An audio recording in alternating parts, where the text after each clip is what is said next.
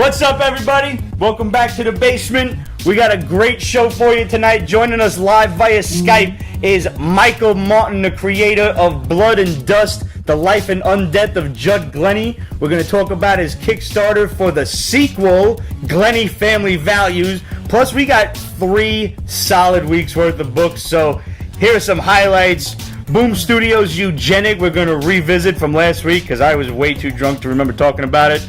Warframe, Slots, Punisher the Platoon, Spirits of Vengeance, Volcanosaurus, Ragman, Atomahawk, God Complex, The Family Trade, InferNoct, Animosity, Evolution, Sherlock, Frankenstein, Batman the Drowned and the Dawnbreaker, and Batman the White Knight. We got Kid Lobotomy, Maestros, Deadpool versus Old Man Logan, Punisher. The release date is announced and it goes head to head with Superman, Batman, Wonder Woman, and the rest of the Justice League. Guys, it's going to be a great show. Grab your drinks, watch the credits, and we'll be right back.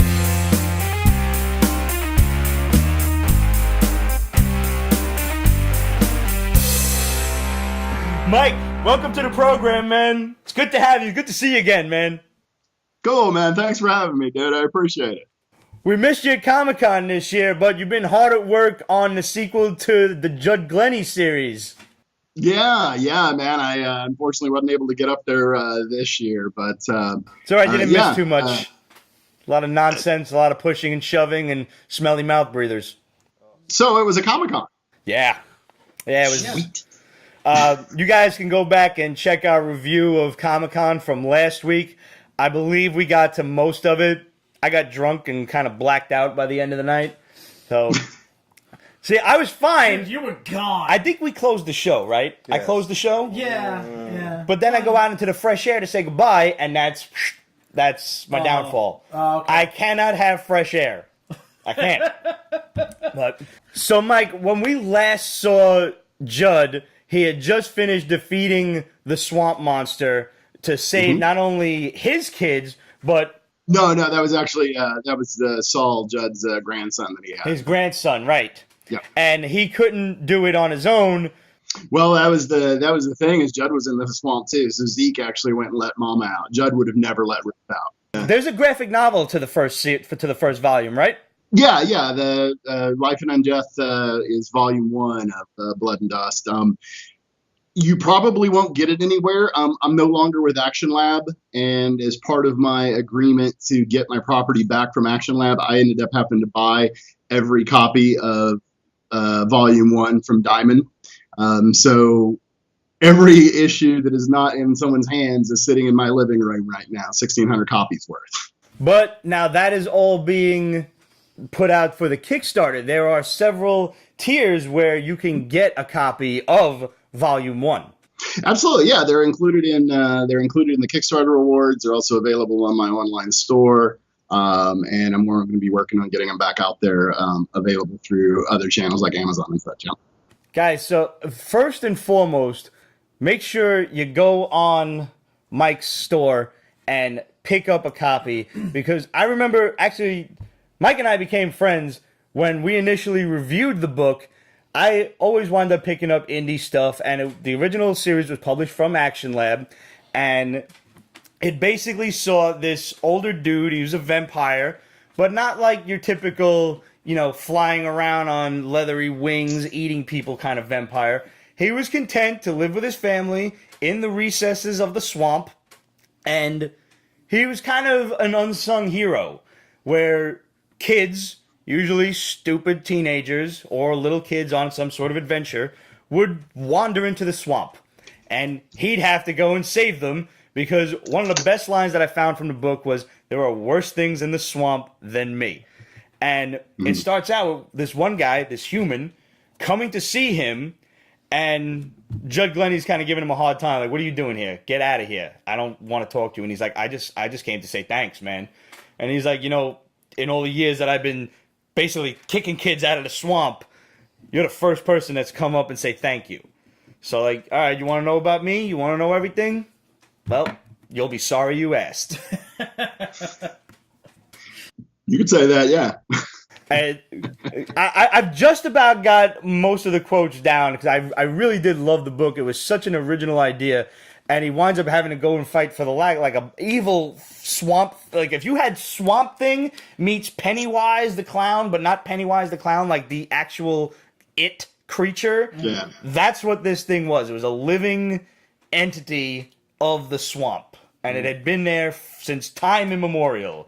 It was an earth spirit, and we kind of delve into a little bit more of earth spirits and what exactly Judd Glenny is, because I mean he's a vampire, but you have a whole other stake, pun completely and unapologetically intended, in the vampire mythos going on with this series as showcased in volume 2. Now I had the privilege of reading the first issue, so I'm like one leg up on you guys. Tell us, this is like the origin of how he became a vampire and how Mama and the kids came to be. So go into whatever you can safely without spoilers. Yeah, man. So we really wanted to do something that didn't rehash and didn't use the same kind of tropes that you see a lot of times, there's always some master vampire, and this love story and romance and all these things that kind of have seemed to come along with it. So we went away from doing that. And so in volume 2, you get to see how Judd got his family. You find that he didn't really know them and they didn't know him. And so that sets up a really big kind of conflict because these people had never seen this dude, never heard of this dude. 2 generations worth of orphans. Ruth is his actual granddaughter. So they never had any idea about any of this stuff. And then one night, somebody shows up in the middle of the night and changes everything about their lives. So it's really kind of a cool kind of moment where we're still going back and continuing the story from volume 1, where Ruth got out and Judd knows that he's got to go get her. And yet we're intermixing the backstory while we're telling the current story. So you got to read chapter 1 of it. In chapter 2, we actually find out about Judd and how he came to be. And then we wrap everything up in the final chapter and closing out volume 2 to give you a nice established place of understanding exactly who this guy is. And, whenever people talk about him being a horror or a hero or an anti-hero, I'm like, I don't really think you're using that word right with him. I'm a big Punisher fan. I'm a big fan of vengeance, a big fan of angry people. And in the end, man, if you really look at those types of characters, man, they're not really, they're not really good people. Not really. But they do serve their own purpose. And that's Judd's whole MO is Judd does what Judd does because Judd wants that. In the words of Mandy Patinkin, I do not think this word means what you think that it means. Perhaps I have used the word anti-hero a bit too loosely. Yes. It's commonly done, man. I mean, but that's the thing is like, especially in comics, man, everything is either black or white. You're wearing a white hat, you're wearing a black hat. It's all very defined. And when you start crossing those lines, and for him, man, the real world is a world of gray. And nobody's a villain in their own story, but everybody does what works for them in real life. And that's kind of how I approach Judd and how he does what he does. He seems like a guy that truthfully just has no fucks left to give. He just wants to exist and like, just leave me alone. And yet no one seems to. No one. He's like a guy with a full inbox, but people keep putting shit in his office. Like, motherfucker, stop. Go away. Well, and that's the fun part about the story, man, because volume 3 is going to be more history of Judd, and it's going to tell the stories of Preacher Man and Law Dog, who you saw a brief glimpse of in the first chapter that you saw. But those are his ghouls, and you get to see how they came about and why he did it. And you kind of get to see exactly how brutal this dude really is, because he does not give a fuck. And that's the thing is like, when you understand that there is no heaven and no hell, and you can pretty much be the bringer of hell, he'll take care of that. Oh, I have so many ideas. Yeah, yeah, If it weren't for prison, honestly. yeah. Kinda. So now, when we last left Judd at the end of Volume 1, Mama Ruth had escaped. And Yeah. Mama is, like, much more your traditional Nosferatu vampire when you think of the word. She's mad, she's bloodlusted, she's crazy, and she will kill anything that comes in front of her purely for the sake of food. And he knows he has to stop her. So that's where part 2 immediately picks up, and you're getting not only that story as it progresses, but also how, like you said, he didn't know them. He just assumed that he had nobody in life until, X amount of years down the road, and he finds out that these people exist and he has family. So this is not like his wife or something that he was deeply in love with or anything. Not one of those cliched stories. He has no idea who these people are. It's his granddaughter and his great-granddaughter, great-grandkids that he has taken into his own. And I'll throw a minor spoiler in. It was like, I don't remember what year you had said, but it was kind of Old Westy, and assuming they had like TB or just one of those really horrendous but now curable diseases back then. I think it was tuberculosis, because I think I remember calling Scarlet them fever, actually. Yeah. What's that? Scarlet fever. Scarlet fever. Yeah. That was close enough. Yeah. So it's just horrible. Either way, it kills you. So now you've got the Kickstarter going. We're about halfway in. Tell us some of the really cool prizes that people can get when they kick in. So we wanted to keep it simple, because I think a lot of times you see so much on there. So, we've got digital copies with everything, obviously, for Volume 1, Volume 2. You'll be able to get Volume 1 and Volume 2 as a package. I've got the standard cover that'll be available in stores everywhere, which is Tone Rodriguez did that one, which is a beautiful cover. But then I'm doing a Kickstarter exclusive cover that Andrew Mangum did. Andrew does a lot of horror work, stuff from Puppet Master and Evil Learning and stuff like that. So that's a wraparound cover that's really, really pretty. Raymond does all my colors, Raymond Lee, who's just the man. And so that's kind of exciting. And, then we've got other add-ons and things. T-shirts. So I'll show you the one I'm wearing right now. So that's cool. T-shirts. Nice. Mm-hmm. Very cool. Yeah. And prints and sketch cards and sketches from Tone. The most awesome are original pages. So you can actually get some of the original pages from dope. the story. Yeah, and this is kind of a panel page, but my absolute favorite, just to show it off because I'm here, is this double page spread. Oh, that's cool. That's sick. That's sexy. That is just brutal. Oh, look at the shotgun in his mouth. Nice. Oh, look at a blast. That's great. The artwork's phenomenal. Pete's having a moment. Yeah, that's actually kind of a funny story, man, because so Tone's doing my new book, right? Tone Rodriguez, who's done tons of incredible stuff. Tone usually actually works on like The Simpsons and Futurama and does their comics. But he's done Dead Vengeance and done a bunch of other stuff, Snake Plissken books and everything. But Tone is like the nicest guy in the world. And for that double page spread, I just said, look, I want this to be like a defining moment. I want this to show that she is the scariest fucking thing in comics today. And he's like, I don't know what to do with that. So I'm over at his house and I'm like, all right, so here's an example. I want you to take a shotgun, shove it down somebody's mouth, crank them over, blow them out the ass, and kill somebody else with it. What the fuck? No more drugs for that man. So Tone's had kind of a time drawing. He's like, man, I got to look up reference for this, and that's fucked up. What his computer history must look like. Oh, yeah, man. Nobody wants to read the computer history of people that work in comics because we have weird shit. No, you really don't. So, somewhere there's some little twerp working for the NSA like, we got to get this guy. This is bad. I'm on fucking watch lists all over the place. Yeah. Oh my You're innocent, man. Unless you're looking up the reference, it's all on him. He's going to have to explain it was your idea in a court of law. And unless they're watching this video, they're not knowing that. You sort this stuff out. What? You've thought this stuff out. Yeah, I know how to stay incognito, man. Trust me.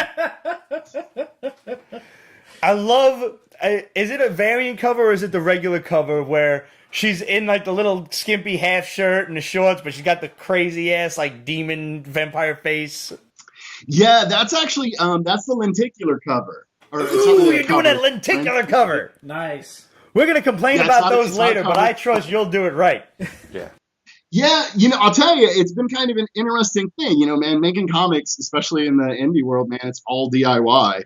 So I've had to learn how to make a lenticular cover. So me and Photoshop, which is not my friend most of the time, are becoming very close and learning how to make these things. And, it's kind of crazy how it's looking, but it's really exciting. So, yeah, I mean, the original of it is like this one here that was a variant that we did for WonderCon. And then and so just a little bit of the fun is I asked Tone to just go ahead and make a change. So he just did this part right here.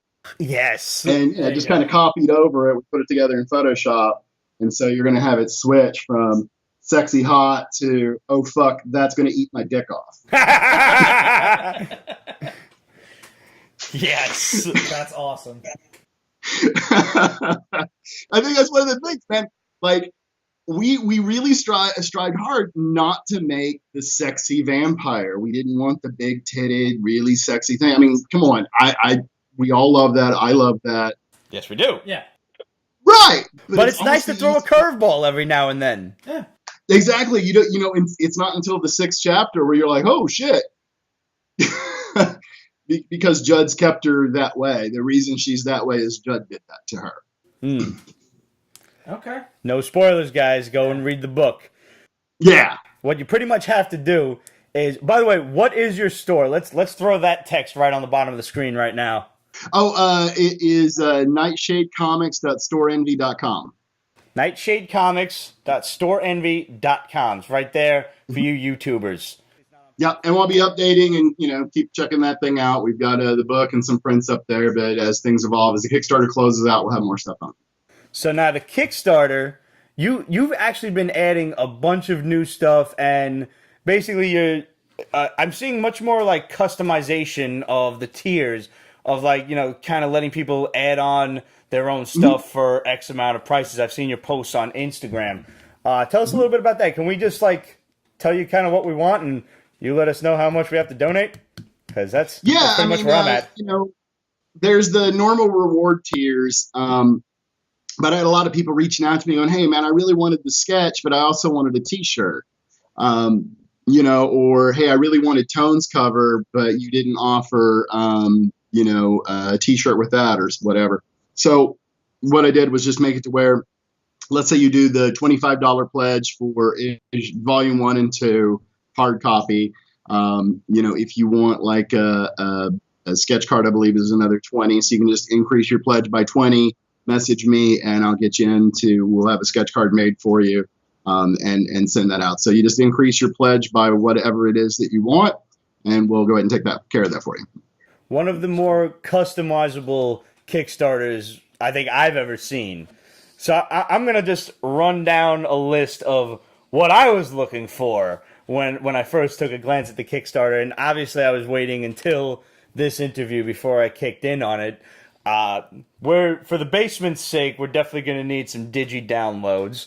We're definitely going to need at least one copy of the graphic novel, and I'm going to need just at least for myself one of each of those variants, and maybe one to give away to you guys out there for like a trivia question. I think we'll make it like some sort of vampire mythos trivia question. I think that's fair. I think that works. That works. Yeah. Cool.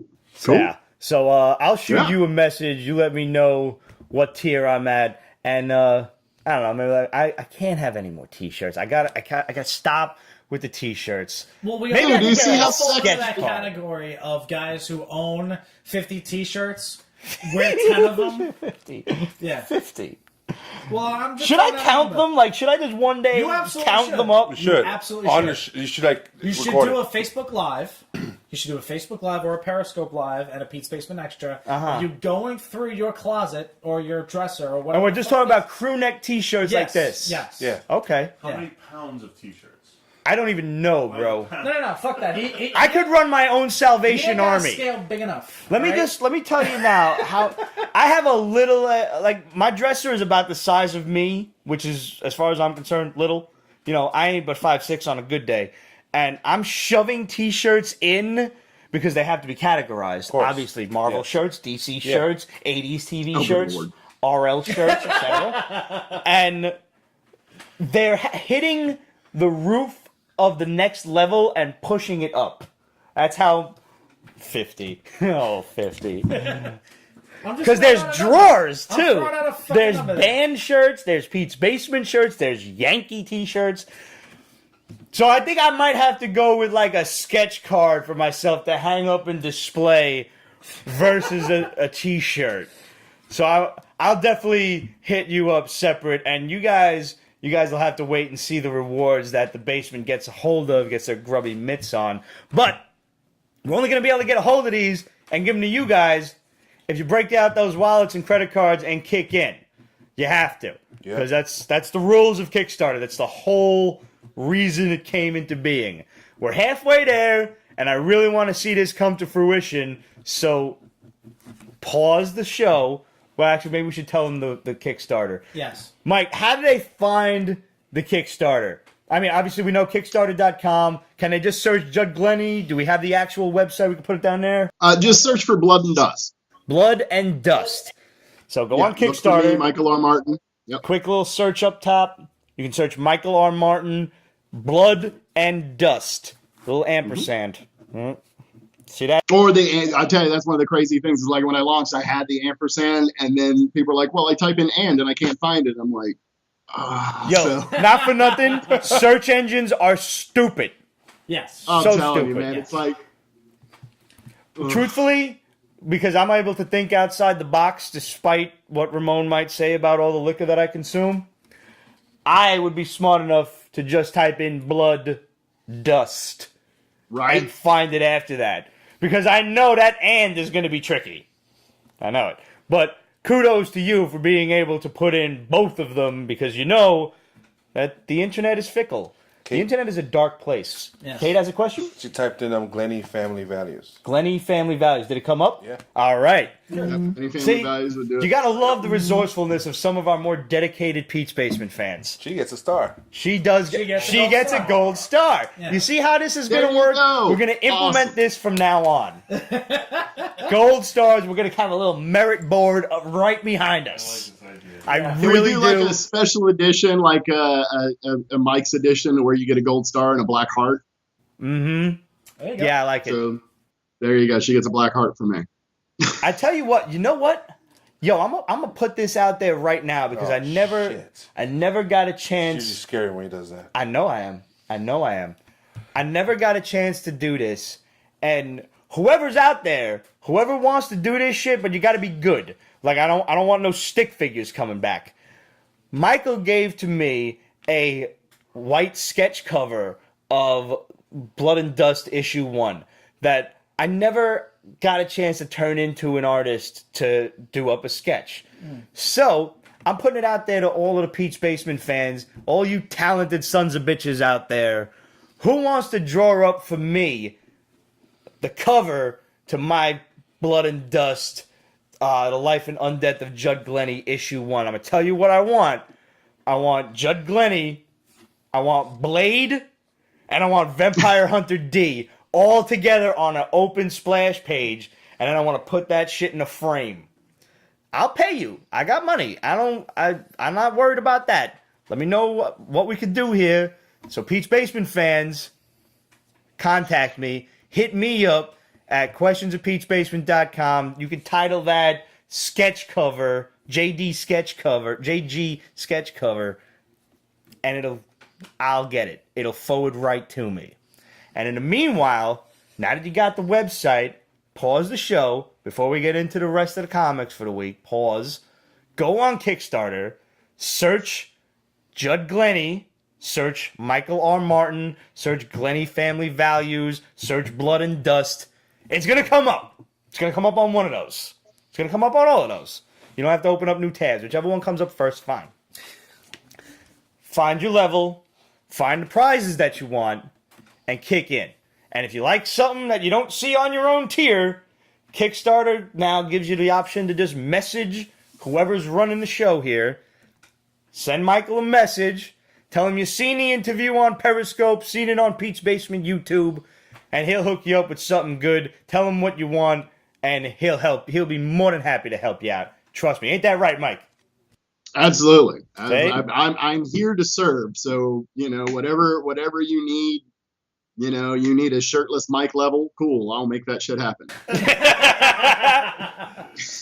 You heard it here first. Hey, there's a lid for every pot, It's got a so new reward level. you might have to actually back that up because there's a lid If you for want every one of pot. us to come over and bite you for X, we'll figure out a price range. We can do it. Pete's Basement will bite you. They got to make sure they pay for airfare.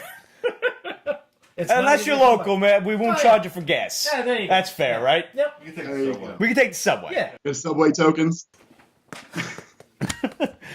Mike, thanks for being on the program, man. It's been a great interview. Thank you. This has Thank definitely you been so one much, of our man. I best really ones. appreciate it. It's awesome to be here. Best of luck with the rest of the Kickstarter. I'll be sure and hit you up tonight, as long as I'm not too drunk, or tomorrow. We'll figure it out. I But make it tomorrow. I'm definitely kicking I in like on drunk this. shopping, quite honestly, Pete. So there's a couple of high levels on there. If you go drunk shopping later on, man, feel free to click away. It's probably safest that maybe I wait till tomorrow. Yeah. Like, I take all of those. Mike, again, best of luck. Thanks for being on the program, and we'll definitely be in touch. Have a good one, Thanks a brother. lot, guys. I appreciate it. It's good seeing you guys again. Take it easy, Nice man. to meet you, Look man. forward Take to seeing care. you again. You too. All right, cool. Let's cut for that. Cut for that. Thanks a lot, Mike. Slide whistle diamond break. Nice. I think my wife's home by now, so I should go say hello to her. All right. you go. Timing. All right, man. Thank you very much. All right, guys. Awesome. Once again, guys, seriously, I really, really appreciate it. All the Anytime, support. man. Love the book, Really, and really thanks for everything, all the support and everything, and we'll do what we can. We'll share the shit out of this and share the shit out of the Kickstarter. Awesome. All right, guys. Take it easy. Have a You good one, too, brother. man. Take care. Bye-bye. All right, so Punisher announces its release date, November 17th, 2017. The exact same day as Justice League gets released. Disney's fucked up. It is. Disney's so fucked up. Yeah. Now, They got no chill. Librarian They got no Kate chill. had asked on Facebook, like, was this their original plan to begin with? Because they did this shit last year when Yeah. Daredevil Season 2 dropped right around the same weekend as Batman vs. Superman. Right. And there were rumors, and we were some of the people spreading those rumors, as the Shadow had told us, that Punisher was going to drop at NYCC. Right after the Punisher panel, when they were going to show the first episode of the series. But due to the psychotic shooting in Vegas, they felt it would be in poor form Inappropriate. Yeah. to, have a fucking anti-hero shooting people while that happened. Yeah. Even though that cocksucker is just the kind of person that Frank would go out of his way to put fucking two heads in his bullet. Yep. But Two heads in his bullet? you say, I know, purposefully said. Okay. Fair enough. So either way, they backed off. They didn't do it at NYCC. Now, Kate, plain and simple, I have no doubt in my mind that whatever executives, whatever powers it be at Disney, Marvel, and Netflix had November 17th in mind at some point during the initial planning stages. I think it fell by the wayside and became Plan B when they decided they were going to do it like this. It's just been in the past month or so that they've been doing this whole secretive when is it coming bullshit, you know? Yeah. With all of these trailers and the on the fucking poster of when the shit's coming out. What was that? You know what I'm talking And he's about. not even drunk yet, folks. Nope. No. But I will say this shit is like Tenactin. It's fast acting, no. Yeah, Yeah. that's good shit. What does Tenactin do exactly? It cures athlete's foot. Is that what it's? Okay. That's the foot one, right? Yeah. Yeah. I remember that. Boom! Tough acting tonight. Okay. Yeah. No, I remember like the coach yelling, but I couldn't remember what it was. Yeah. But, you know, once it was decided that it wasn't dropping in NYCC, I think it was immediately like, let's go to Plan B and just fuck over Justice League. Because there will be people who are too lazy to go out. You know, they're planning on going to see Justice League. They don't get their tickets. They don't got the money. Punisher's free, man. You got Netflix, Punisher's free. Yeah. Or it's $7 real quick, or you can bang it out. Let me get a trial version for a month and then cancel. Also, Yeah, well, that's what they were giving out, actually, to promote Stranger Things 2 at NYCC. Really? They had a girl dressed up as 11 in the pink dress and the blonde No wig, shit. handing out Was it a boxes kid of or was it Eggo. like a girl? It was an actual girl. Uh-huh. But she was like 12. I guess that falls under child labor 10, laws. 11, 12 years old. No, I mean, but wait, she was like She was a kid. Oh, She was a okay. kid. So yeah, no, that was what I meant. Was it a kid or like a girl? Yeah. A woman dressed No, it as was a kid. It was a kid. Oh, she that's was cool. handing out boxes of Eggos, but inside the boxes of Eggos was like Eggo-based stuff, but also Stranger Things 2. Were there egos? No. That's No. that's fucked up. I know. It's a That's concept. like full. I'm upset now. But instead of Eggos, you got either a trial or 1 month for Netflix, or I think Hulu was the other choice. Hulu? Hulu. Who knew? Who knew? You About know. Hulu? I didn't know. Who Another knew? You knew I- about I- Hulu? another I don't know. situation Fair is your girlfriend. I have a lot. Who? Jennifer Love Hewitt? No. Lauren Cohen. Your girlfriend will only tolerate so much comicness. Oh, you meant in general, Yes. your girlfriend. Oh. I didn't know you were not speaking in the abstract. Like if you go out and see, Justice League, for Uh-huh. 2.5 hours. Sure. Is she going to be cool with you coming home and binging Punisher the rest If of the she's weekend? awesome. Just saying. Okay, just, You Or could, you could just bribe have her You somehow. could have her say, "Okay, Friday night's your girls' night out this week, and you get to do whatever the fuck you want." Yeah. Or you could have one of them girls that ain't got no friends. It has happened. That's true. Here's a question, though. Speaking of Stranger Things, I, for one, by the way, just to close out this particular subject, Kate wants to know what you're drinking too. I got a Sonic archaeology from Dogfish Head Brewery. This is Dogfish Head makes some really sick beers that are like upwards of they're fucking quietest shit is like 10% volume, 10% alcohol by volume. They make some hardcore shit. Yo, they're up to like 17, 18% on some of the crazier shit. Yeah. They also make spirits. This is a whiskey, rum, and gin combo, Which I is believe. very interesting flavor profile because it kind of tastes like an old. It's a cocktail in a bottle. bottle, yeah. All you need is a little ice. That's the Yeah. one in Ocean City, right? Yes, ma'am. So I don't see any reason that you can't go out and watch Justice League and then come back and watch Punisher. I agree. Yeah. Somebody on Instagram even commented, take the day off of work, go see Justice League in the morning so you get a matinee show so you don't have to deal with too many assholes, and then come back and watch And you don't fucking spend Punisher in that your kind of leisure. money. Yeah. Right. It's also cheaper. Yeah. Not much cheaper in New York, but cheaper. Yeah. Yeah. Well, it's 8 something. Without 3D, without No, I gotta IMAX see it in and that 3D. stuff. Yeah. though. I don't need IMAX, but I Well- need 3D. I don't know. Lately, a lot of unless it's something like Guardians of the Galaxy, cosmic and heavy on graphics, this will Justice be. League. Yeah, I've seen the filming. It's a number of green screen. I don't need everything in 3D, Yeah. but Right. like you mostly Thor 3D. No. 3D. 3D. Sure. Yeah. Just for the battle between him and Hulk alone. Yeah, see that in 3D. Yeah, agreed. Yeah. Back at NYCC, when Ramon was doing his interviews, I can't believe he asked this question and I didn't.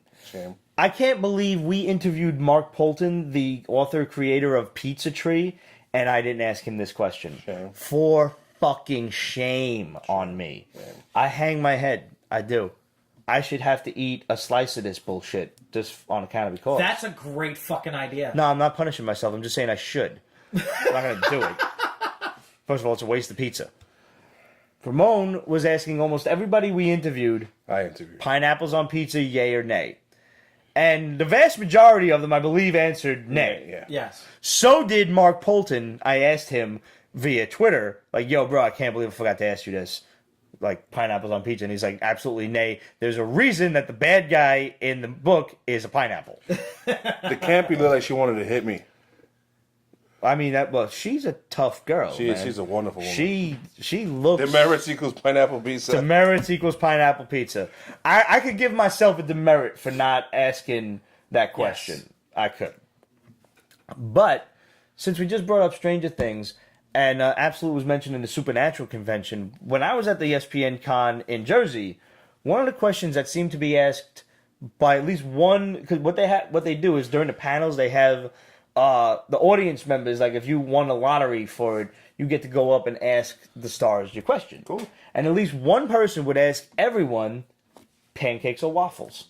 We have answered this on The Basement before, but for the sake of any new viewers, let's answer it again. Pancakes. Since 11 was all about waffles and everything, and it was giving out Eggos. Ramon says pancakes. Because I love both.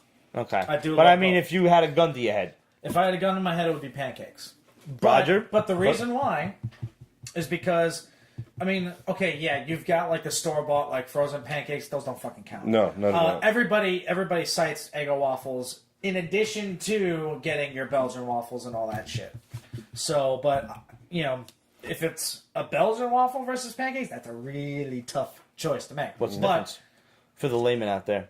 Well, Belgian waffles, like they're huge. They basically cover the entire plate. It's a giant. That's one of them big ass waffles. Yes. Okay. So it absorbs a shitload of syrup of whatever the hell you want to put in it. Mm-hmm. That's the problem. So Belgian waffles are fucking king. They're right up there with pancakes. Sure. And then you have the frozen stuff is down here. But it's still, gun to my head, pancakes. Belgian waffles have like leavener, so they actually have a fluffier texture. Yeah. They're lighter, in other words. Almost like hollow, like it's empty. So what about you, Raj? Waffles or All pancakes? the fucking way. Waffles? Are you kidding me? Just waffles. I've had really good. Just pancakes. waffles, not chicken and waffles, which is sexy. No, I've had really good pancakes in Vermont. Ooh, look at you. Amazing. But I mean, you can't beat a waffle. It's just like scientifically engineered to be the best breakfast food in the whole world. Nope. Okay, so Now, quick. I'm sorry. I'll let you finish. I make Really quick dynamite caveat. waffles, by the way. I own. He just Kanye'd me. I own a. Hold on, Kanye. I own a cast iron waffle maker. Cheater. Cast iron.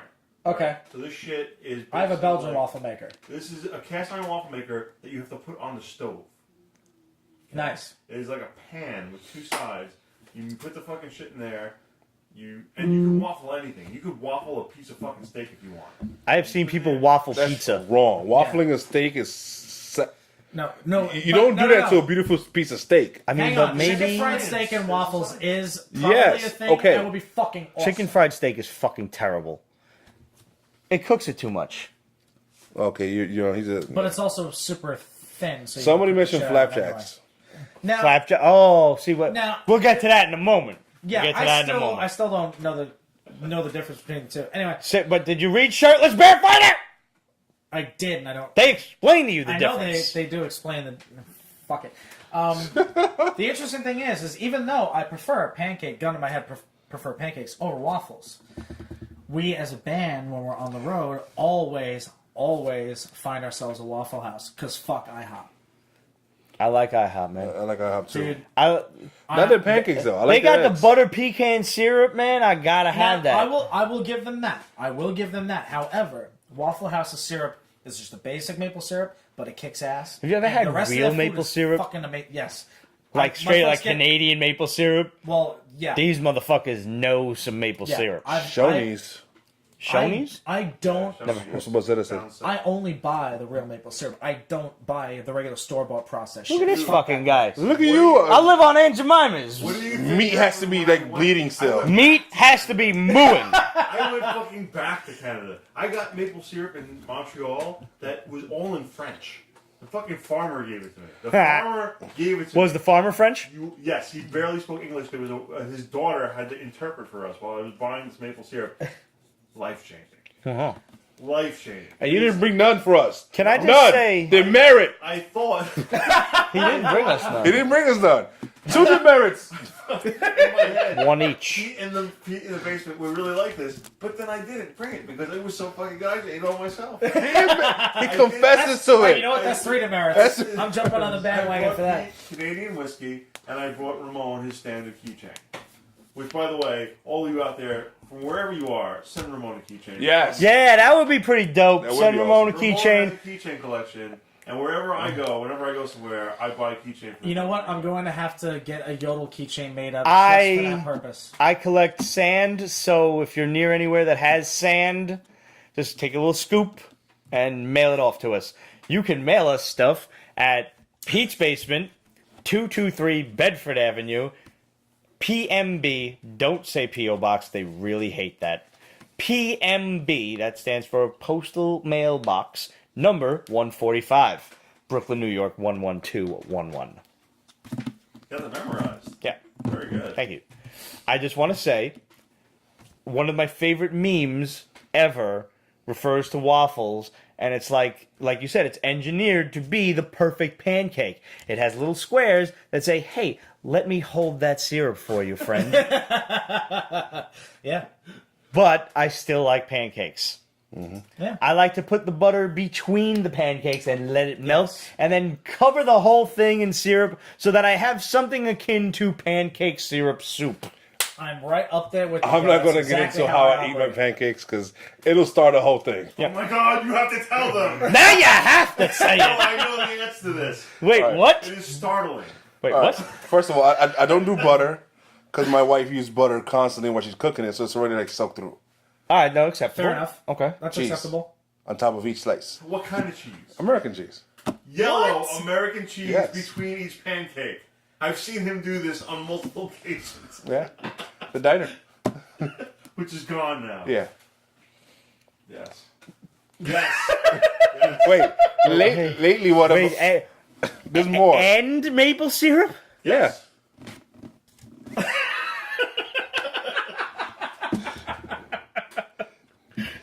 Now working.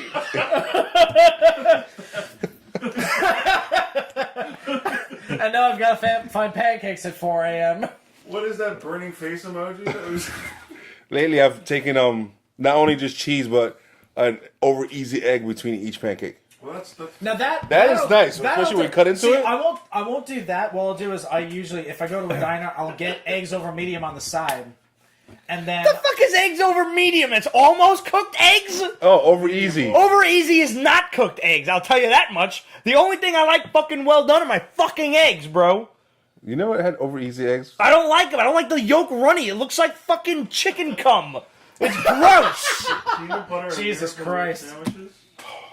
Yeah, I've heard about that. I've heard about those too. That's That's not a bad. sub- yeah, that's well, that's like a fluffer nutter. No, So but I think Miracle or Whip. a miracle. Miracle Whip. Is God. that wait, No, that's that's mayonnaise. mayonnaise. Oh God! Cool Whip. I'm thinking of Cool It's Whip. Miracle Whip. Cool Whip. Cool Whip. Cool There- Whip. There's y'all with some disgusting ass motherfuckers Now, out there though. I've done. I thought I ate weird shit. I thought Roger was weird when he ate pepperoni and jello, and there's photo proof. Now I find it, it'll did a pop little up bit of on an- screen. I ate meatballs and an Oreo. I did a little experiment with. I've never seen you leftover do that. pancakes. I've actually made a peanut butter sandwich with pancakes, and that's actually kind of cool. All right. Nobody mentioned French toast, which is I think, Well, I mean, that's Oh, because It's bread. French toast is great. It's not a pancake. It's not It's in the not. pancake It's just family. French toast is great, but I'm still picking pancakes because unless it's somebody. the French. And if I can quote Eddie Izzard, the French can be rather dodgy and real fucking French. The one thing that tops it all, bacon. Agreed. yeah, of course. You just have a plate of bacon. Bacon in the pancakes, bacon on And top I just of the want to pancakes. revisit one last thing before we move on to actual comic books. For once. Steak. Chase it around the kitchen with a match. It's done. It is done.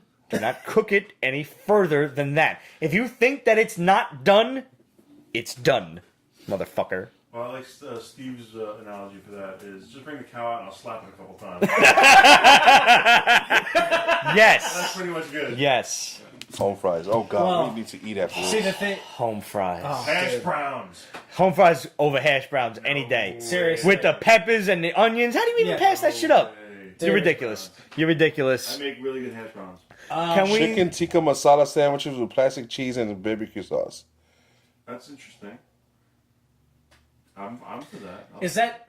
Is that super spicy barbecue sauce? Because anytime I've ever had tikka masala, my tongue is nearly burnt off by how hot the sauce is. I don't know. And I know for you it spicy. ain't no fucking thing, but for the rest of us human beings, that shit's hot. 2 days ago, I made papadums at home. Shut up. You always talk about stuff you make and never bring it And up. he never brings shit. He brought a couple of things of beef jerky that he tried once. They came out okay. They came out pretty good. I mean, I ate He said, them. hell yes, hangover good. All right. All right, fair enough. You're going to get a lot of demerits once that shit's up. Seriously. A lot. All right. So, first of all, if we get these out of the way, I have been absolutely loving all of these Batman one-shots, the Drowned and Dawnbreaker I have upstairs. I do not like the Dark Knight's metal story so much, is it's just a little hokey. A little. But okay, it's hokey. It's straight up hokey. Hokey as fuck. These, on the other hand, are really fantastic one-shots. They culminate with all of the evil Batmen meeting together, like as their world is crumbling. And woman. And women. Batwomen.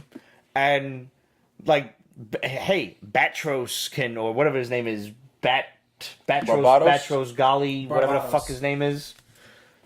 Battros Gali, that's what I think his name is.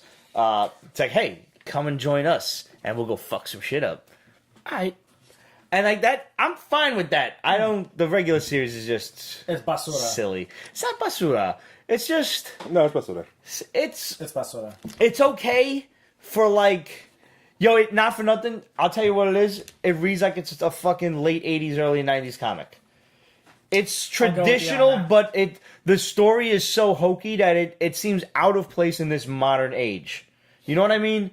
Like, you could get away with a silly kind of fucking story like this in the 90s. Right. When Professor X mind-wiped Magneto and later on his consciousness took over and we got Onslaught. Yeah, yeah. Great idea for the time. Could you pull that off now? No. Yeah, poor ass execution. Nowadays, where comics are so drenched in realism, when you have a character who is so drenched and grounded in realism, who's fighting, you know, straight up criminals and psychopaths, murderers and everything, and you hand him villains from another plane of existence, it's hard to swallow, you know? Batman doesn't fight things like this. Flash, Superman, even Wonder Woman, Aquaman, sure. Batman, no, it always seems out of place. Which is why when they had Batman killed by Darkseid, and then it was revealed he was traveling through time, which was like the beginning of this story here. That's when Battros, or what was his fucking name for real? I don't know. They didn't say in this one. Barbados, the islands, real nice place, I hear. Yeah, I would love to go, you know. At some point. Heard the women are nice. Yeah. Like, that's when he first latched on to Bruce Wayne. That's when he first got his sights set on him. And then you got Batman traveling through time in various ridiculous one-shots. That doesn't happen to Batman. So it's just, you know, whatever. Either way, they've been constantly trying out different scenarios where Batman is going up against something or someone that is completely out of his league. Yeah, I know, and that's why I really haven't been enjoying too many Bat books lately. And I totally. And then they've been doing like the 3 different Jokers routine and nonsense. Right. And then it leads to this. The Superman, the Doomsday Clock. Yeah. That was it. So I'm like, it's also like an unnecessary event. Right, because the Doomsday It's Clock gonna is going to overshadow Doomsday's by leaps and bounds. Absolutely. Regular thing plus these 4 books. How many books. issues is the metal going to be? Do we know? I don't remember. I mean, I always default in my mind to 8. I'm expecting 8. I think it's coming out every 2 we weeks. expect 8, but I don't know. I don't 7 remember. or 8, maybe. However, did you read Batman the White Knight with Yes. the Joker, where he goes sane? Like, Batman force feeds him some pills. It's an Elseworld story, even though they don't call it Elseworlds. Batman's gone kind of nuts. Alfred is sick. He's dying, and obviously Bruce is, you know, on the bit of a brink. Mm-hmm. So the Joker's attacking, but realistically, the Joker didn't actually do too much wrong. A couple of little misdemeanors. Yeah. Public, you know, what is it? Not public indecency, but Endangering or something. yeah. Misdemeanor, public fucking drunkenness or whatever, like you get pulled over for. He's just being a jerk. And Batman is like wrecking the place, trying to catch him. Because he knows, realistically, it's the Joker, and he's about 4 seconds away at any given point from skewering somebody with a fish. You liked it? I loved it. I was about it. I like the idea of he's gotten to the point where somehow the pills made him sane, or maybe he was always sane, and this is his grand scheme. He's so crazy, he's sane. And he decides to fight Batman on his own level. Like, you're a fucking public menace. I'm getting you locked up. Which is where we find Batman locked away in Arkham Asylum. And he's just like, are you fucking kidding me? And the Joker's just running around being Gotham's White Knight. And they call him Jack Napier. They do. It's the first, and being that this is an Elseworlds, I'm not going to complain about that. Yeah. Right. And I wouldn't complain about it too much anyway, given that Nicholson established that name. Mm-hmm. But if they were to ever make it truly canon, I would hate it. Yeah. You can have it be one of his identities. Have it be... One of three? No, fuck you. You know what? If you have 3 different personalities in one Joker, I'm fucking fine with it. 3 different Jokers that think they're fucking different people, but it's the same person. I'm okay with that. But Batman is not stupid enough to not recognize 3 different fucking guys. Jokers, He's stupid enough not to put down on these criminals after year after year after year. Well, I mean, you can't, realistically, from a writer's standpoint, you can't keep writing awesomely awesome characters. That's why they have to have this no-kill policy. Okay. When was the last time Punisher killed somebody you gave a shit about? Exactly. Maybe the Jokers are clones. Oh god! Shut your whore mouth. Now we're getting into some stupid Star Wars level bullshit here, which doesn't belong. Fact is, I loved when Heath Ledger first said, "You want to know how I got these scars?" and he tells him the story, and I'm like, "That's fucking stupid." And then he says it again, and he gives him a totally different story, and I'm like, that was awesome. Here we go. All right, I see what game you're playing, and I'm with it. I'm with you all the way. Yeah. That's what I would have liked to see with the Joker, and I really hope they clear up this whole 3 Jokers bullshit. I think the idea of having him be 3 different personas and having them be, so have them different that the 3 different portrayals of the Joker throughout and history. let them fool Batman rather than. I accept the fact that the Joker can fool him. I do not accept the fact that 3 Jokers can fool him. Right. See the difference? Mm-hmm. Absolutely. Yeah. Because, I mean, at the very least, if they're 3 completely different people, Batman of Looks all like a people is gonna fucking know. chump. Yeah. Right, because Batman of all people would be able to figure out this dude's taller, or this dude's shorter, or this guy's got a different build. He would figure that out like that. Yep. So there's got to be even little nuances that would be fucking. Nobody's built exactly the same. Right. Unless you're talking about triplets, which is just. I'm not. And no. if they do no, that, Scott no. Snyder. No. You didn't hear that. Is it Batman a detective? He would have done fingerprints. Precisely. Yeah. Precisely. Yeah. At some point, there would have been fingerprints. That's why it's a stupid fucking story. Yeah. Yeah, there seem to be a lot of instances in a lot of stories where they kind of play bats for a chump. Yeah. Yeah, and they're Like lately. they're not exploiting enough of his detective ability. So Harley Quinn and Poison Ivy meets Betty and Veronica. It's cute. It's a fun book. Yeah. It's cute. Yeah. And I mean, it's an excuse for, artists like Adam Hughes to come in Just and have do fun It's with like it. awesome cover. Yeah. Yeah. Absolutely. I'm gonna have to get that on general principle. I mean, you should be reading Archie to begin with. Well, this is also true. And the Archies came out from Archie Comics. This is basically just Archie and his band. Yeah. Yeah, I know, it's a little tough. But, I mean, it's also not written by Mark Waid, so what do you want? Yeah. But the core Archie series? Great. Holy shit. Holy shit. It's just, the Archies, Harley Quinn and Harley and Ivy meet Betty and Veronica. Thumbs up. Fun book. Nothing you have to really, don't stress your brain out over it. Fair enough. I want to revisit Eugenics from Boom Studios. We talked about this last week, but I don't remember talking about it. Did we? Okay, so I was drunk. Yeah. Yeah, That's what you you're trying to should. say. Hi, I'm sober now. pretty much. We're all right. Same creative team as Cognetic and Mimetic. that one. Mimi. Me take. fucked up. It is. So fucked up. It's damn. I can't even spoil this for you guys. This might have been my book of 3 weeks. Yeah, it surprised the hell out of me too. Shit. Usually, I mean, 10 years of reviewing comics, let alone many more years of picking them comics. It's hard to surprise us. I love the fact that this same creative team can make your jaw drop at every instance. Mm-hmm.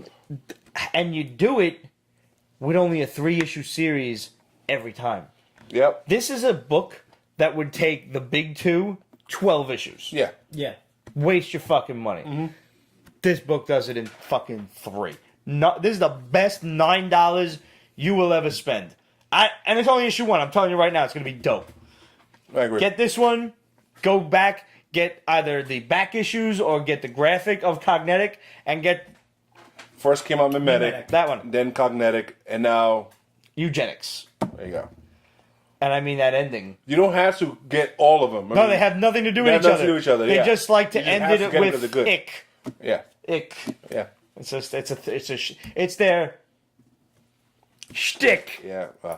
He got it. 10 years. Can I get a 5? Yeah. I'm afraid for myself. Once you start thinking like me, bro, it's all downhill for you. 10 years have affected my DNA. Yeah. They've affected your thought processes. There you go. Yeah. Eugenics is, I mean, that fucking ending, I really thought that dude was like so self-absorbed that he was gonna, you know. Yeah. And then this, oh man. I didn't think that part was going to No! happen. I understand the rest of the room. Yeah, but not that. It's like, oh, you bet. And then the next issue is 200 years later. What the fuck? This is like a really awesome Twilight Zone episode Yes. with better graphics. Word. There you go. Word the fuck up. Go out and buy this book. Yes, we did establish that last week, Kate. What we Common do? law is not a real thing in the United States. It isn't, well, It doesn't exist in New York. No, Really? Some places, I've- some places it still is. It's not in New York City. No. So that matters. So me and Ramon are not technically married. No. However, some might argue we have started to look alike. As married couples are wont to do. However, you motherfuckers set one foot in Arkansas and you're married. Yeah. Oh, it is in Ohio. We're not going to Ohio. And we're not going to Ohio. We don't really have I mean, they have a Six Flags there. Well, that was like the Robin Williams joke where he talks about Too big for most of the rides anyways. some newspaper mentioned Donnie and Marie Osmond being the first couple of wherever the hell they're from. And it's like, honey, no, they're only a couple in Arkansas. So also from the week of 10/4, we had Images Slots. Yeah, I like this. Did you? It was a fun, quick read. Good art. Good storyline. This It's guy is like progressing. down on his luck. He was going to kill himself and then gets the call that his old friend needs a favor. Yeah. And they're relying on his luck, his gambling, to take down a crime boss in Vegas, basically. I love the fact that he goes to this place where there's a burlesque performer, and he's talking to the manager, and the burlesque performer comes out and curses at the manager, and it's her own mother. Yeah. That was just That was a nice... That's funny. It was a That's cool funny. set of dialogue. yeah. I didn't care for it that much, not because... It's an interesting story, it didn't, draw me in. I'm glad it drew you in because... Are you going to stick with it? Yeah. Because I want to know how it ends, but I want you to tell me how it ends. I'm not going to read it, but if you dig Vegas that much, and I mean I love Vegas, but I'm not a gambler, so I didn't have an immediate feel for the character. He's not a hero. He's not a hero. He's kind of a dick. Kind of a dick. A little bit gambling. Skipped out on a fucking breakfast plate of pancakes and bacon. That's Awesome nothing. way. Spare keys. He leaves his fake keys on the counter. And the waitress is like, "No, he's coming back. He left his keys." Yeah. That's Dick. Can't do that in Brooklyn. Get shot. No, you get killed for that. And plus, there's cameras everywhere now. Yeah, there is. Yeah. You can't even beat the shit out of nobody without some dickhead either taking out his cell phone and filming your face, or you're on some security fucking camera. I told you the answer to that question, right? You keep a bike in your car, put a rabbit mask. But they're gonna get my license plate. No. I thought of the idea for flipping license plates before it was in Transporter. That was an awesome scene, though. That was awesome. Yeah, that's dope. Even if you just flip the plate to a big old middle finger, who cares? They have this thing where it's like it's some kind of like license plate protector. Yeah, you get a ticket just for having that in New York City. Yeah, mhm. Yeah. It disperses the light when it tries to either take a photo or when they scan it with the radar, it bounces off. Right. And if you can obviously go through a red light camera or something with it and it doesn't do anything, but if a cop tries to fucking hit you with the radar gun and they realize that it bounced back at them, they are gonna fucking pull you over for that. Flipping plates was in Knight Rider. Really? Wow, I don't remember that in shit. Knight Rider. All the things Kit did, I don't remember that. Of all of the things, Super Pursuit Mode. Yeah. Bastard. Oh yeah. I'm sure you will love an ejector seat. What are you? Dude, Oh yeah. please. Yeah. I would if- never sit in this car. Yeah, if he ever gets Tony Stark money, just look the fuck out. Because he's going to have an ejector seat installed in his car. He's going to have rocket boosters. Just get a plate. You get a customized plate that's all zeros, and then paint it to 8s. Working class comics could teach us a thing or two. What can you teach us, man? What do you know? Yeah, like, are you a like mechanic engineer? He's the Like- one overseas. Questions at space.com. Yeah, just let us know, man. I am open to suggestions. Questions at Pete'sBasement.com. Warframe. This was like sounded like based on a video game. Yeah. Artwork it was is. beautiful. Though. It is. Yeah, I liked it. Warframe is a video game. I'm not familiar with it. Me neither, and I at wish all. I'd It seems to gotten be hold of this They book. made it sound like it was a mobile game. I don't think it. I don't know if it is or not. I've never heard of it at all. I have. But I it's have all heard of it. characters from the game. There's like this like secret looking fucking ninja dude that's out there like killing aliens, and the general is all after him and shit, or her. It might be her. I'm not sure. That one It's badass drawn alien very, in that armor. It's just It's drawn very, what's the word? Nondescript, but it's not Yeah, the word I'm looking for. I got you. Androgynous. Yeah. Like it looks like it might have boobs, but not. Doesn't And you sing never songs see it and without a mask, and it doesn't talk.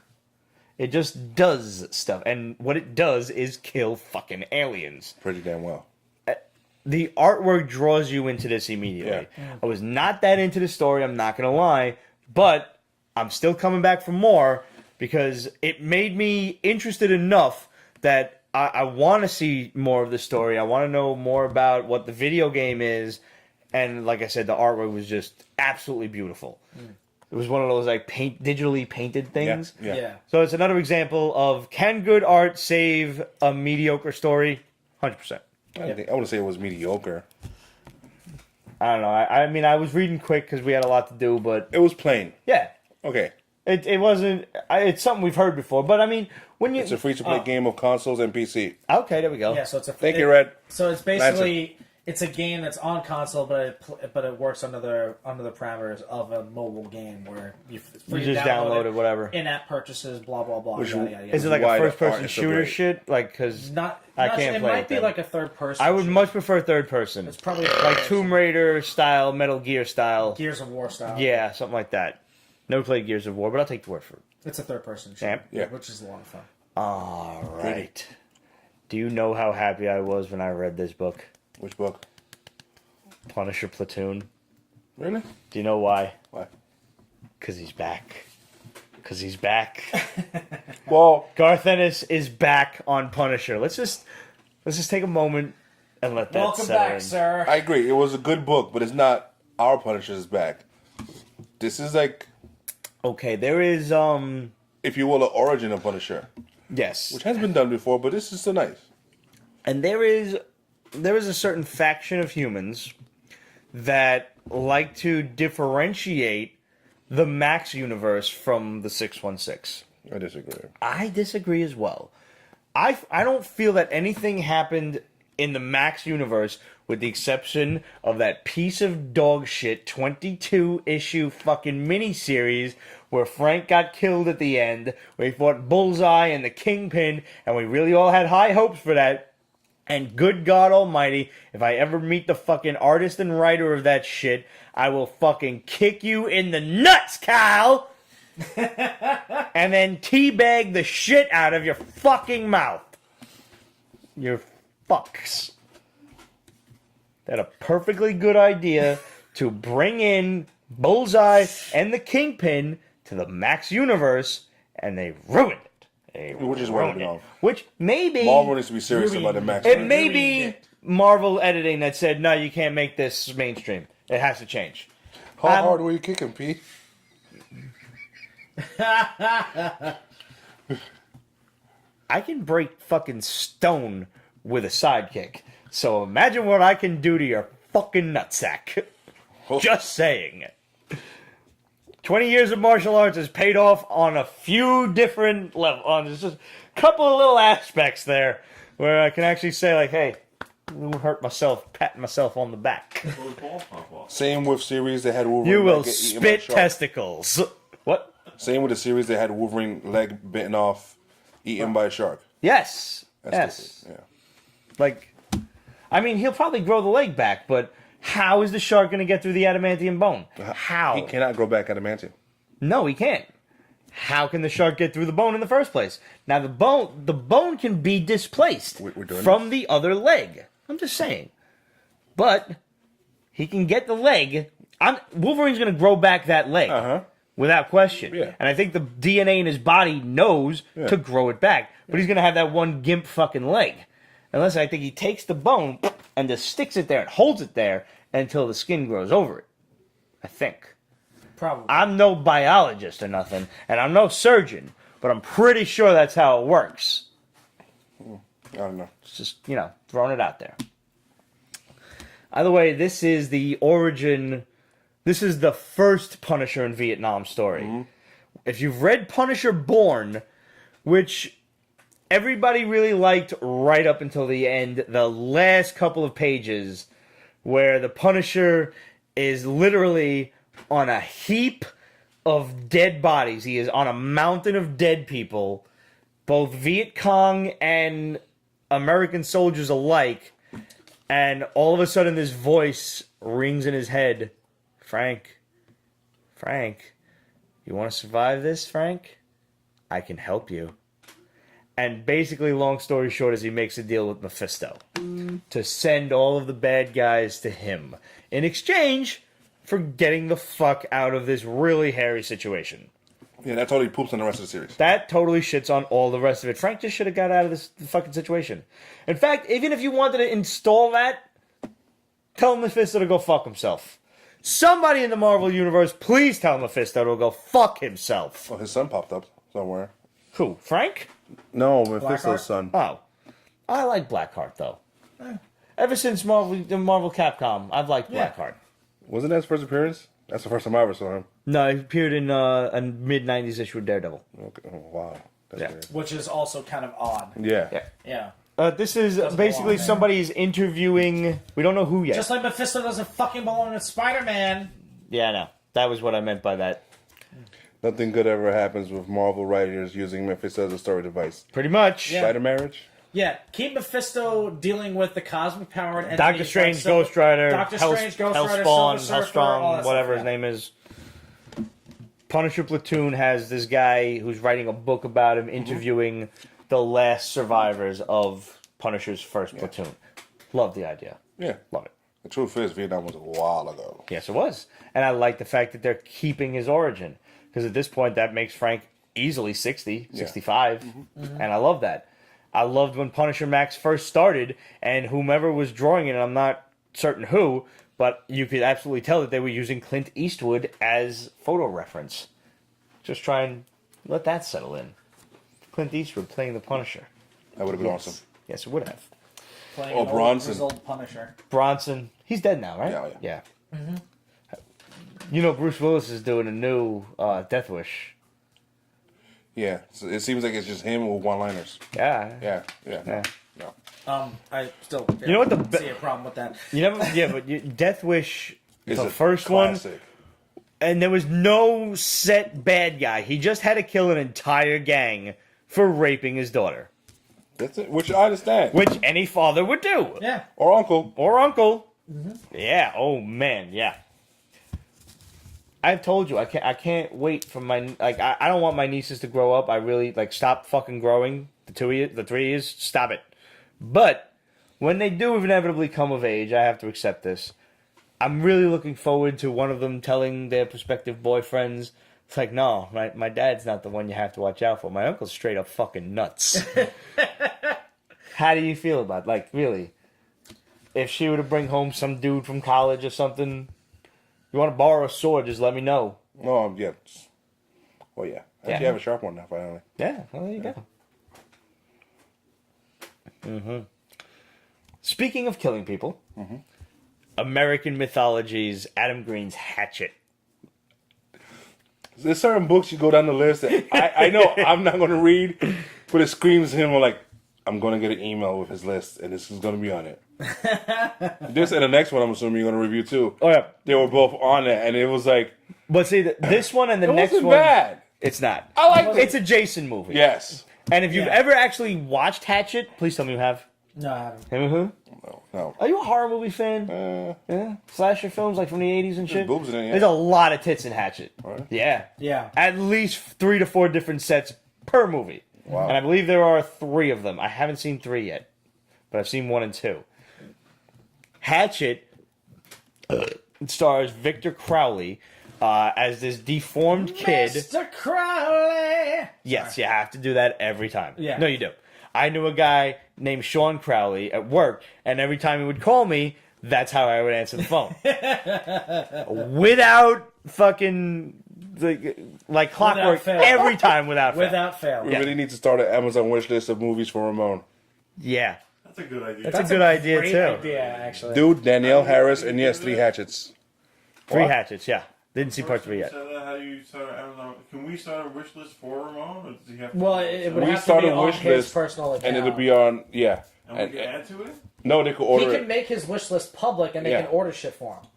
No, but we can't add movies for Ramon. Like, we can't add to his wish list. No, he's No, gonna, no, he's gotta gonna do it. He's gonna add. Or we just make a himself. Peach Basement controlled wish list, which is basically he gives us his Amazon password. Bad idea. We won't buy anything.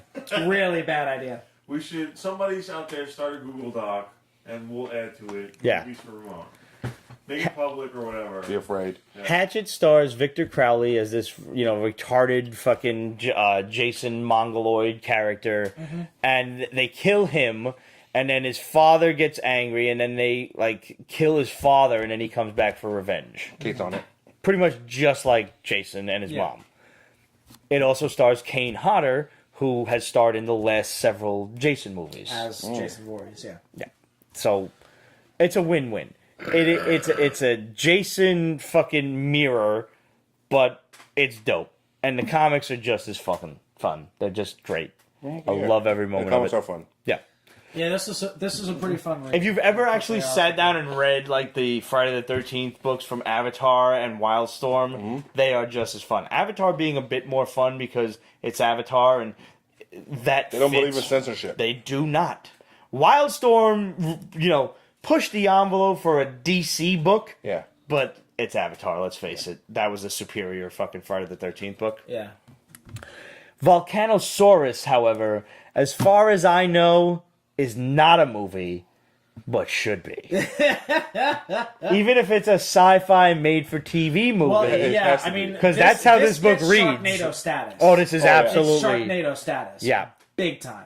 I loved the artwork on this because it was Yes. just bright and sunny and fire-breathing dinosaurs. Because why not? Because why the fuck not? Bulletproof, fire-breathing. Bulletproof Yes. Well, no, fire. not- So, technically certain not- caliber. Right, if you gotta rip out the 50 cal for these Yeah. motherfuckers. Which is cool. I'm totally fine with that. Yeah. So snipers can take them out. 50 cal machine guns can take them out. Because there are sniper rifles that use 50 cal bullets and they're ridiculous. Sniper rifles were the first ones to use 50 cals. It wasn't until some weirdo decided to, let's make the Desert Eagle have a 50 cal. In a handgun. Because, actually, I think RoboCop was the first one to say. Somebody saw RoboCop and was like, that's a great idea. I need that in my life. Let's make Yeah. it. Yeah, pretty much. Make that happen. So, Yeah, no, you have to Just get a this fun book. fucking read, It's yeah. just, it is. is. It's I a mean- great monster book. yeah. And it's intriguing enough that I want to pick up the second issue. Oh yeah. I wanna Oh, get I'm ready. so sticking with this. American mythology has really fun books. Yeah. Did it do? Did they or did they not do The Howling Revenge of the Werewolf Queen? Was that them as well? Yeah. I think 4 came out this week. Yeah, I believe so. Still sticking with that. It's just a direct sequel to The Howling. Nice. DC's Ragman issue 1. The origin of it. Yeah. Like, I remember watching... Now, my first experience with Ragman was on Arrow. I'm not going to lie. Really? Yeah. Never really knew him before that. And I like the idea of it being like this... Was he in the cartoon? I don't fucking know. Like, I like the idea of it being this old, like, family secret, or like this... You know, he was like a Jewish kid, and it was handed down from the religion. Like, it was in the temple, and it was, you know, the spirits of like, what, if I'm not mistaken, like all of the rabbis, all of the people that were persecuted or something Like that. In the Holocaust, or in like a particular camp or something like that, and it was all of their rags or something that, you know, had been destroyed and discarded by the Nazis. And it grew this fucking vengeful spirit, and the entities, the people were in there.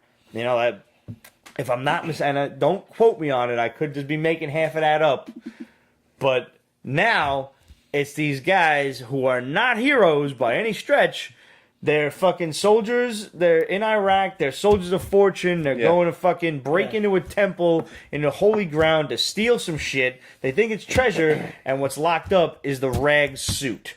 And they all get killed by some unseen terrorist force, or some not terrorist force that's just protecting what the fuck they're trying to steal in the first place. Yeah. But I think they're probably terrorists because the rags killed them all. So probably bad guys. Just saying. Not that I'm trying to paint nobody as terrorists or nothing. Just, you know, let's call a spade and a fork. And a spork a spork. And those things. Sporks are awesome. Spifes suck. Oh, yes. Spifes. Have you never seen a spife? Yeah. It's a sharp spoon, motherfucker. Try not to cut your tongue on that. Makes a lot of sense. Yeah, but not drunk, though. We've gone there. Not drunk.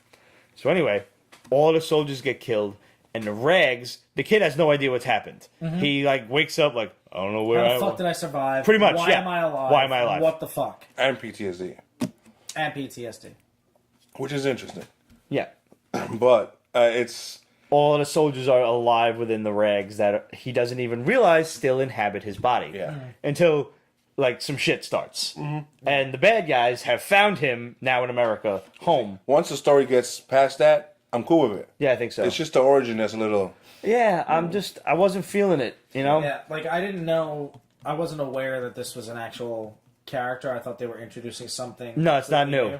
Not new at all. So, like, you know, I had the mentality of, like, okay, this is interesting. You know, but now that I know that this character actually exists, and it's kind of like a reboot, I'm just kind of a little meh on the subject. But I'm kind of intrigued by the character's power set.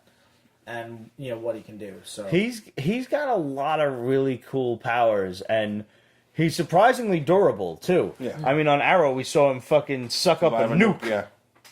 Just That's in pretty the cool. rags, just boom. Nice. So, yeah. There's probably a lot up to this character that has not been explored.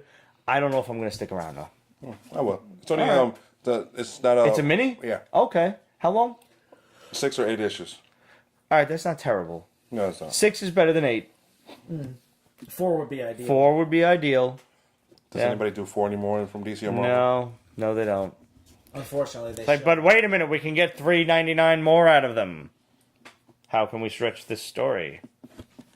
Have an entire page be nothing but rags, and maybe the suit talks to him. I'm just giving them ideas at this point. Yes, you are. You should shut up. Yeah. All right. What's Atomahawk? I didn't get to read this, but Ramon texted dude. me You read it? and I said, read it. You loved it? Read Atomahawk. I enjoyed it. It was Donny Cates, and I didn't get to, and I wish I did because it's Donny Cates. I enjoyed the shit out of it, but, like, I don't know where it's supposed to go after I don't reading know. this. This is a 0 issue, Okay. and he wrote this a while ago. So he's just putting it out there, and now he's going to continue it. A tomahawk is about a tomahawk that's like super powered, hence a tomahawk. It is atomically powered by some form of alien crystal that powers this. It once But belonged. it's an axe. It's a mechanical axe. It It's like, once belonged to this evil warlord douche but eventually he got somehow basically almost kind of sort of defeated by his people. So the axe, Revolutions will do that. yeah. So the axe went away somewhere in space and landed somewhere. This guy, The axe is not like sentient or anything, right? It's a little ambiguous. I think it is. I think so too. I think it's kind of like Mjolnir. Yeah, there's A little something bit. in it, either the past owner's personality or just the power itself. Yeah.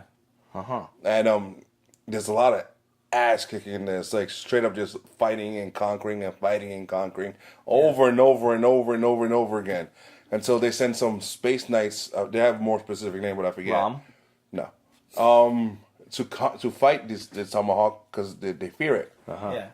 And that was an epic and crazy battle too, and it was good. So this could even exist as a one-shot and just be totally cool with it. Oh hell yeah! Yeah, it could have Just been. to like It could have been a paint one-shot. that air of mystery and then leave it dead in the water. Right. Obviously they won't, but Yeah. Because what was the dude's name? Like Berserk or something? Or Oh yeah, he had a specific kind of name. It wasn't just but Berserker. most of these characters are either complete robots or they're cyborgs. Yes. And the assassin that they send down to fight him is a cyborg. Yeah. Basically. A female one. Yeah, female cyborg. She's kicking his ass left and right until Yeah. he finally cuts off her leg, and then that was like, oops. Yeah. It was kind of like that moment in Age of Ultron when Tony hits the Hulk. He looks at him, spits out a tooth, and he's like, "I'm sorry," and then just gets fucking pummeled. what was God Complex? I didn't get to read that either. This was a little weird. You might like it because it's I really enjoy this shit. Like, this should be a fucking movie. yeah. Okay. It should be a movie. Like, it's another dystopian, futuristic Yes. type of story. Ruled by elites. I said the elites are named after gods. Apollo is one that's just shown in the end. Right. Hermes is the regular one we see, and he actually works with the police force. Yeah. And it's just it's a little weird, but it's Yeah, good. so weird. like this dude is a detective. He's just a regular run of the mill detective, investigating three killings of this of this type of church, where their followers are basically zealots. And he's putting the pieces together that these deaths are linked, and it's linked to a cyber attack. So it kind of has a very much of a Ghost in the Shell type of vibe to it, because there is this like kind of like ethereal internet type of system that they have developed, and whoever was behind these killings plans a cyber attack on this Ethernet, and these gods that are the superiors of the world are the ones who run the whole show. And they have so that attack was against them. a certain look. It's masked. Metal. Yeah. Like robots. So they all they all basically have like superpowers of some type, and Hermes actually comes out from his ivory tower and recruits this detective to help him figure out what's going on.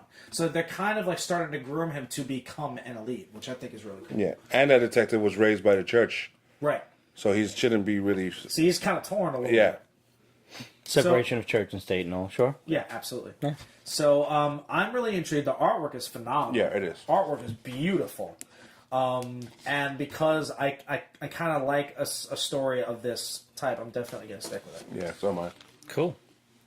But it should be a movie. What'd you think of Family Trade? Now, I read this, and I was kind of indifferent to it. There's an indifference to it. I've seen it, and it reminded me of remember the one with the spiral? Yes! That's what it reminded me of. it fucking... Yeah, but the Spiral was done way better. Yeah, well, it was. Like, there's... But also, it's like we actually made a review on the Spiral, and I don't know if I ever published that review. I got to go back and take a look.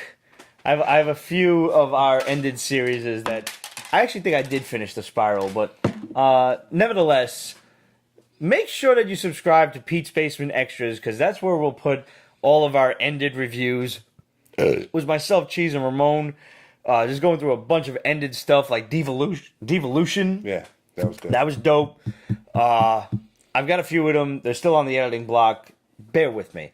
Along with the NYCC videos, they're coming. They're all coming. That's what she said. anyway. This is like a dystopian future where, I don't know, these pirates or whatever Actually, all it's, decide to sail together and then form a little alternate city. reality. It's an alternate reality. with a dystopian future. Sure. Like a bunch of like seafaring pirates decide to form their own nation by putting all the boats together. Yeah. And then later on, And then as it just grows, kind of builds itself into a city. Yes. And this city is run by pirates, basically. By the ancestors of the leaders of the pirate ships. Yeah. And the girl, the main character, is set out to kill like the mayor or the governor or somebody who's kind of a corrupt asshole, but so's everybody. But that's her job. Yeah, she's an It's assassin. her family's job. They're called the family. They're like the guild or something like Yeah, that. and like they're secret. Like, nobody knows who they are because they have regular day jobs. And they regulate the positions of authority and the ruling class within this little island pirate nation. Regulate. Yeah. Basically, as they fucking see fit.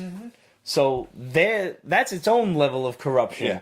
But it's all run by this kingpin motherfucker type of guy. Yeah. Who was like, you didn't kill him, I'm gonna let it slide this time, but the next time you disobey orders, you're the one on the fucking chopping block. Yep. So, like, the kingpin guy knew she wasn't gonna kill him. Yeah. Like, that was how he made it sound. Like, no, almost like he just wanted this guy, Scared? yeah, like, keep the threat alive kind of thing. Mm-hmm. Yeah. That's what happens. Scared. But this really, I'm reading it, I knew I was reminded of something, and you're right, it absolutely reminded me of The Spire, which was like, all of society is living within this tower. Yeah. And the higher up the tower you get, the richer and more important you are. And there's clans, there's groups, there's outside there's a people living caste in the system, and wild. everybody who lives on the outside is like, for lack of a better term, the wildlings, you know? And they're all like savages and whatnot. And everybody in the Spire kind of looks down on them, and everybody outside looks down on all of the assholes stuck with their lives in the Spire. Kate That's a says, great 8-book series. Story aside, you gotta admit the art looks great. Well, here's the thing. It depends on your idea of what is good art. That was a bit shaky. Yeah. Because if you used to just, like, let's say, Ghibli art, this is like, what the hell you doing? It's ugly. So, It's cartoony. It's very freestyle. yes. I liked it. Did you? I've learned to like art like this. Okay. It's just I've taking me seen a while. the artwork looked a lot like the Spire too. Yeah. It was, very free, and that was coming from an art background and being this somebody that responds more to either super cartoony, anime style, J. Scott Campbell style, or super hyper realistic, like Alex Ross or something like that, or like J.K. Woodward, or like something dark like Mayleave or something like that. To find something that is boxy, for lack of a better term, you know what I mean? Like, yeah. God, I'm gonna use this word, and it's the wrong word to use. It's gonna drive him crazy. It's gonna hurt somebody's feelings somewhere down the road, and I apologize because I can't come up with a better word. Amateurish. It looks like She says an impressionist vibe. impressionist. Good term Okay. for amateurish, because I never understood impressionism. As a fucking scholar of art, I used to fight with my teachers all the time about impressionism. I was asked, less than politely, to please leave the MoMA. Okay? So, this kind of stuff is not totally in my wheelhouse. I will look at it, and depending on the cuteness level of the story is how I associate the artwork with where it falls within the confines of my acceptance. I see where you're going with that. This is a bit darker of a story, I think. Is it too dark for the artwork? I think it might be. I think this kind of artwork would work better on a bit of a happier story. For example, They try to make the main character happier. yeah, they try with She's her. younger and stuff, yeah. Because she's naive and everything. Yeah. For example, Scales and Scoundrels. We reviewed that a while back. Yes, It was like a okay. Dungeons and Dragons kind of thing. It had, silly, happy, amateurish, impressionist artwork like this. I didn't care for the first issue. I didn't care for you. It was okay. It was like, girl is like this super mage thief, and then she gets attacked in the town for winning a poker game or whatever, card game that was like Dungeons and Dragons, and then she gets run out of town after kicking everybody's ass. Some way to run out of town. And then she encounters this prince who's with his bodyguards and everything, and they go on an adventure. I think I went into this expecting too much of a Dungeons and Dragons Pathfinder-ish book. Okay, yeah, you definitely get that. Especially the cover looks like... Yeah, and like that, and the title. That's Yeah. what I thought I was getting to. But I on a whim, I picked up the second issue of Comic-Con. And when you look at it with a different feel, like I just described, with a much more lighthearted and, dare I say, irreverent feel akin to, let's say, Shirtless Bear-Fighter, or something to that effect, you get a kind of a different look at the book, and you get to appreciate it more, and you can see the humor in it, where before you weren't looking for the humor, you were looking for a Dungeons and Dragons adventure. So when things are supposed to be funny, and I'm sitting there like, that's fucking trying too hard to be funny. Maybe they're not trying too hard to be funny. I'm open to admit maybe I'm trying too hard to find it serious. It's deep. Yo, for real. I'm not above my own faults. And if I go into something with a particular mindset, I don't know, how well you guys know me, but these guys know that I can be a bit of a stubborn asshole. A bit? Yeah, just slightly. We are Capricorns, you and I. It's a surprise, I know, for everyone. I can be kind of hard, difficult to convince out of my initial mindset. Initial, secondary, third. Usually, it takes myself to convince us otherwise. Yeah. I will give Family Trade a second issue Yeah. to see if I like it. I didn't Night, David. totally care for the first one, but I'm rule of 3. Let me see what 3 issues holds for this, and I'll see where I go. It's not a disinteresting story. It's just like I didn't.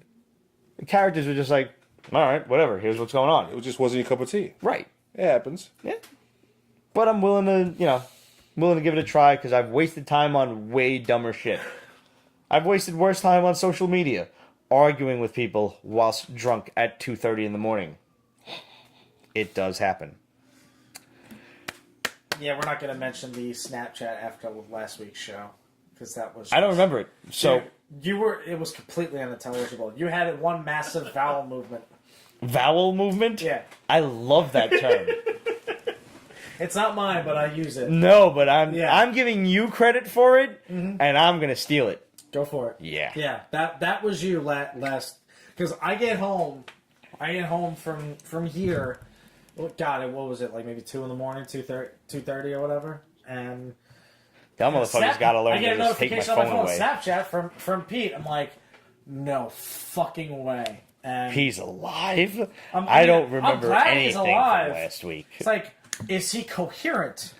And that question I was was not. so quickly answered. I was not, So, apparently. no. I was not.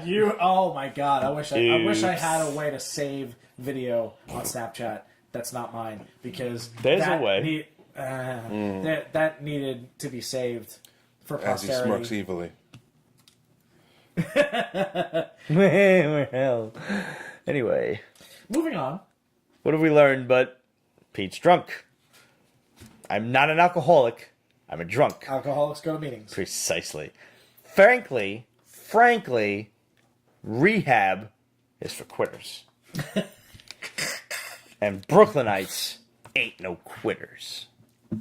Yeah, because last week, about the same time, a day later, he was having a full cup of whiskey. Yeah. Glass. Yeah. I remember that. I remember pouring that, and I'm like, wow, that's probably more in there than I expected. And that was it. That was all I remember. Yeah, I finished that, didn't I? Yeah, You did. You That did. and the lemon would have convinced any police officer that that was iced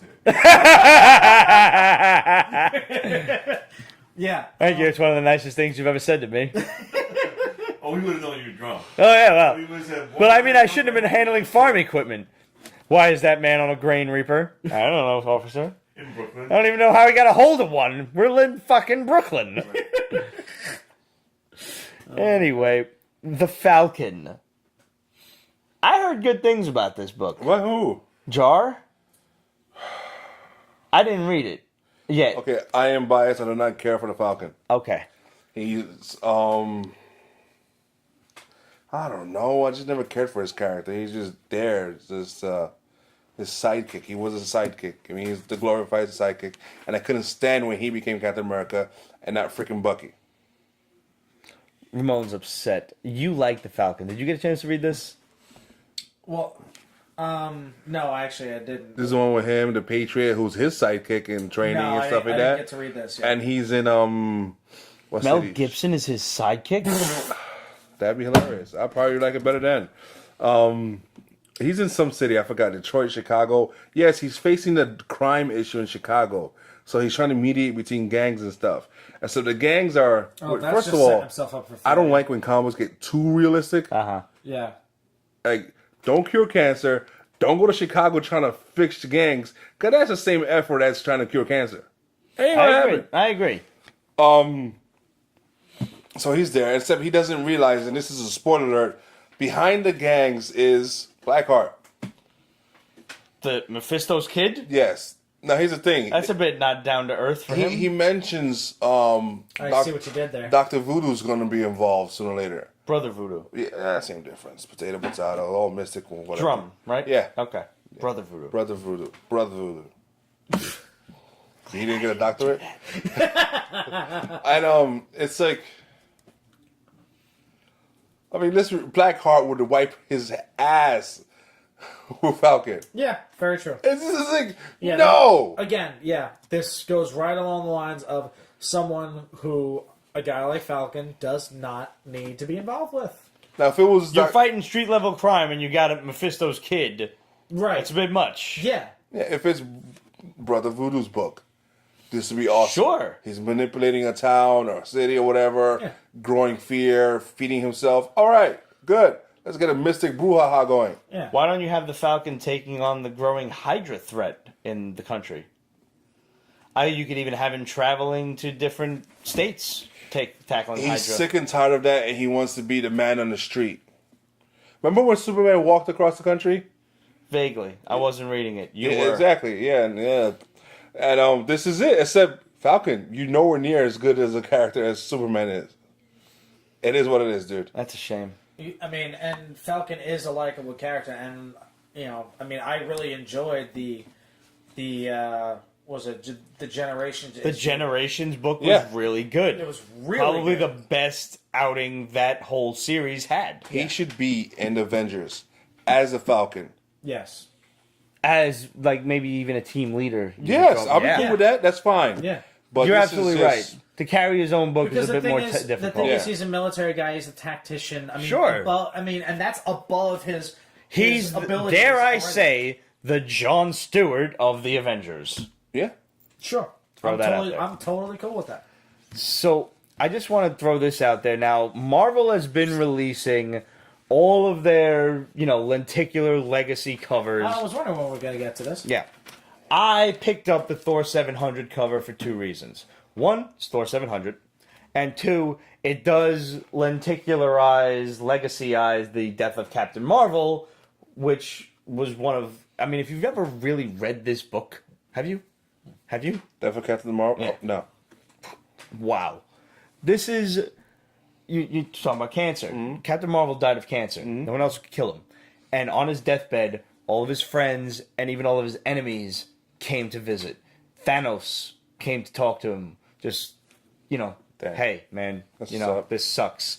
I would have much rather kick your ass across the fucking cosmos and thrown you into a sun than see this That's happen. cool. I respect that. Yeah, no, it was that good of a book, and it was Jim Starlin, and I bought it because it was an awesome fucking cover. Nobody dies in this issue, so if you're looking for Jane Foster to drop dead by the end of it, doesn't happen. So almost a waste of a fucking great cover. 1. 2, the lenticular covers don't really lenticularize themselves that well. Like, I'm at Midtown Comics and I'm like, I can't see nothing. I can kind of tell right now, without even having it in my hands, that it looks a little muddled. But it doesn't. You need a direct light overhead in order to change it. If there is at any point multi-lights, like as if you would have in a big store like Midtown, or majorly diffused light, or anything like that, it's going to be a muddy blur of both. Yeah. And that's all I've seen so far. Yeah. Don't anybody out there get your shit twisted that you need to go out and pick these up. You don't. None of them, I repeat, none of them thus far, and we've had Hulk, Luke Cage, Iron Fist, Champions. I almost bought the Champions one purely because it was the Evolutionary War annual where the high evolutionaries. Yeah, we all know how you feel about that. That and Atlantis Attacks were like my first foray into I must find these back issues. None of them are good jump on points. None of them. And that sucks. And that sucks. That is one thing that, it kind of bites fans in the ass, and it bites Marvel in the ass. Fans were complaining that all of their number ones are, you jump on them, you read them for a little bit, and then nobody cares. Yeah. Well, Marvel heard that, and retailers heard that, and other fans heard that, and so now all this is the next issue in the story with a totally fucking different fucked up number. Yep. As per whomever was in Marvel's accounting firm, it was like, we're at this number. Or this will be a good sales number. You don't need them. If you want to buy them, go out there and buy them because it's a character you like. Please, for the love of mercy, and I'm talking to you idiot OCD collectors, don't buy these books because you think they're going to be worth money and you think you're going to sell them on eBay. You're not. Let me say that again. You can't sell these for a profit on eBay. Okay? Save your money. Go buy a back issue instead. Let's move along. Fair enough. From Scout Comics, InferNoct. That's all you. Yo, I made you read this, so Yeah, how good was this? It is good. It is good. For a crazy-ass, creepy horror book, this girl is like home care advisor, Caregiver. whatever, home caregiver. Caregiver. She goes to this house in visiting a nurse, if you backwater will. fucking town in a swamp, taking care of this mute old guy who he's got all these bed sores on him, and at some point, the company that she works for, or maybe the guy's son. Either way, at some point she is given the advice of don't turn off all the lights. Okay, what's up? And at some point she sees a giant leech on this guy sucking his blood. So she bats it off of him and kills it, fucking hammering it with like a chair or something. And the old man starts talking. He's like, "You saw it? You saw it! You saw it too!" And she's like, "Yeah, I fucking saw it. We gotta get out of here." He's like, "No, where do you start hunting the rest of them?" Like, "No, motherfucker, that was a chair-sized leech. That was a leash that was the size of a cat. We're fucking out of here." And Yeah. it bit her. And it bit her. It bit her. see It her. bit her It bit her, arm. yeah. Yeah. Great book. Yeah, it is. Love horror The stories. artwork's Love monster unbelievably good. stories. Yeah, it is. It So fits good. so well. Yeah. It fits so fucking well. Perfectly. It's very Alex Mayleaf. It Yeah. fits the story. It's dark. It's foreboding. There's a lot of great use of shadow. Animosity Evolution also came out this week. Animosity is up to issue 10. Got that one here. Animosity Evolution. I love the fact that all of the side stories, at least thus far from Aftershock, have been written by the original author, Marguerite Bennett. Yep. That is for one her. surefire way to not only tell the story that the author wants to tell, because obviously when you come up with a story of this magnitude, you've got a lot of fucking branches on that tree. Yes, absolutely. And each one of these stories has actually managed to be interesting I agree. and relevant Yes. to the original parent line. Now, I have not yet read anything from the original parent line. I was here to review a different spin-off. So I love that idea that the original author is at the helm of writing all this stuff. Because the fact how that the many company is times- letting her do it. Right. How many times have you come to your boss with an idea, a couple of really, really good ideas? They pick one, they Yeah. throw the rest out. They're not Absolutely. doing this here. Nope. They're saying, okay, we're going to stick with this for the main story. All these other ideas are phenomenal. Let's do side issues. That's a great fucking idea. If you haven't read Animosity yet, animals come alive and they think like humans. Yeah. So just imagine that steak that you want to eat and the cow's brother is next to him. Like, You really going to eat that, motherfucker? oh, the fuck. I knew him. As an animal lover, I actually thoroughly enjoy the concept of... I love you know, animals too. Charred flesh tastes best with ketchup. dick. I wouldn't eat a dog. See, you are going to be one of the first to go. Absolutely. I look this at this actually like happens- a total apocalypse level. Yes. This is an extinction level event. I would be killed is. in a heartbeat. New Well, York is it's screwed. almost. Yeah. We seen the rats and the roaches. Oh yeah. It's a rat. Yeah. It's almost an extinction Have level they, event because have they they are handled insects preserving. yet? They've touched it They've touched on it in this issue. in the beginning. In this issue. It's like yeah. I remember. I missed that. Oh. Yeah. So I have a feeling that the insects are going to become some sort of antagonist. Just a freaking Just like ants the alone. dolphins. Just like the dolphins. The dolphins are they're awesome. fucked up. They're awesome, but they're Dolphins are fucked pretty up. fucked up to begin with. Yeah. Yep. So, yeah, the concept is absolutely brilliant. This is a book you should read. It's a great book. Even my Yeah. mom reads this shit. Yeah. Yeah. I have to get it. Sherlock, Frankenstein, and the Legion of Evil. Look, there's different levels of trippiness. This And is Dark Horse, right? Yeah, and I thought I was going to hate this book. I'm like, Sherlock Frankenstein, what? No, stop. This is a continuation or a spin-off from Black Hammer. Oh god, I'm behind Sherlock, horribly. so on am I. that.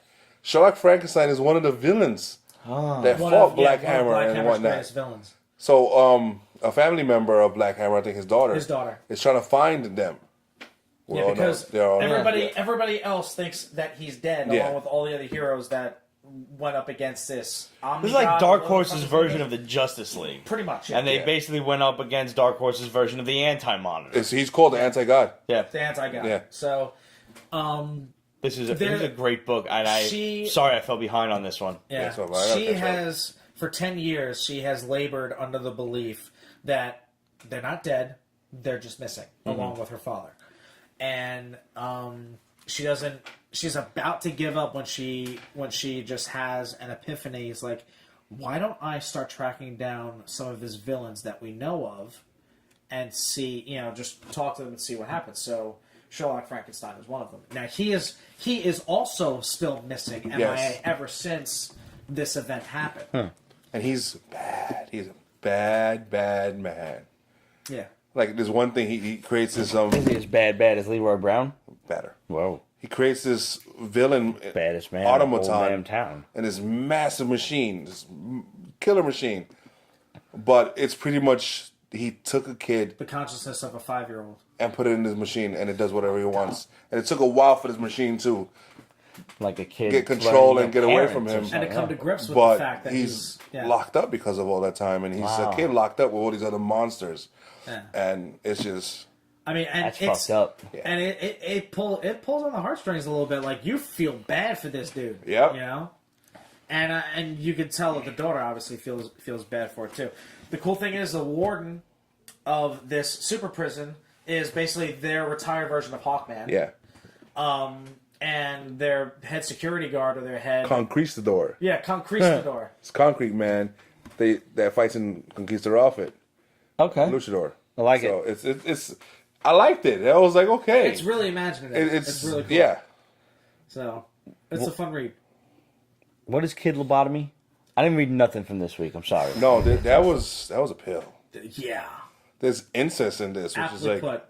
what? Is that his sister? Yeah. What? Yeah. I mean, But like, is it really his sister, or is that his fantasies playing out? yeah. I think it's his fantasies playing out. It's trippy, man. It's good though. Without spoilers, I kind of want to read I mean, this. the way it ended makes me like, okay, I need to find out what the fuck Yes. is going on. The ending 'cause is I'm not like, gonna spoil okay. it. At first, it's like, okay. He has a hotel chain or hotel. Okay, what? And then the ending is like, it brings it all together and it's like moving forward and damn. And you're like, fuck, dude, how the hell is anybody like? Because you're assuming Kid Lobotomy is your main character. Yeah. What the fuck is he gonna do to get out of this one? Mm-hmm. Yeah. Because, yeah. All right. I love shit like that. Yeah. Yeah. And I love, you know what I love too, is when you start out a story, and we just read something like this recently, in the form of that post-apocalypse, no one left on Earth, the bugs are taking over story, where Yes. for the first couple of pages, The Beautiful Death. Yes, called, The Beautiful where Death, you, yeah. you have one character for like 5 to 10 pages, and you're like, oh, he's the main character, and then, pah! And like, Yeah, he eats no, a grenade guess and he's he's dead. fucking not. Yeah. Yeah. I love shit like that. That was back there. We still recording? Sleepyhead? Good. It's 12 o'clock, that's why. Yeah, I know. It's past Roger's bedtime, but we've got like 3 No, I'm books talking left. about the knocking back there. Ah. Oh, yeah, well, it's time for the trolls to come out. Yeah. Oh, by the way, Kate wanted to know more about the basement being haunted. I'm thinking about doing a whole extra on the basement being haunted. He could do it by himself. Hey, fucking Mary. What is Maestros? Because I saw the title and I thought of fucking Seinfeld. Remember the Maestro? Huh? The Maestro from Seinfeld? That episode I don't remember. Where the guy, Elaine was dating this guy and he wanted to be called the Maestro because he was, you know, it's like Leopold.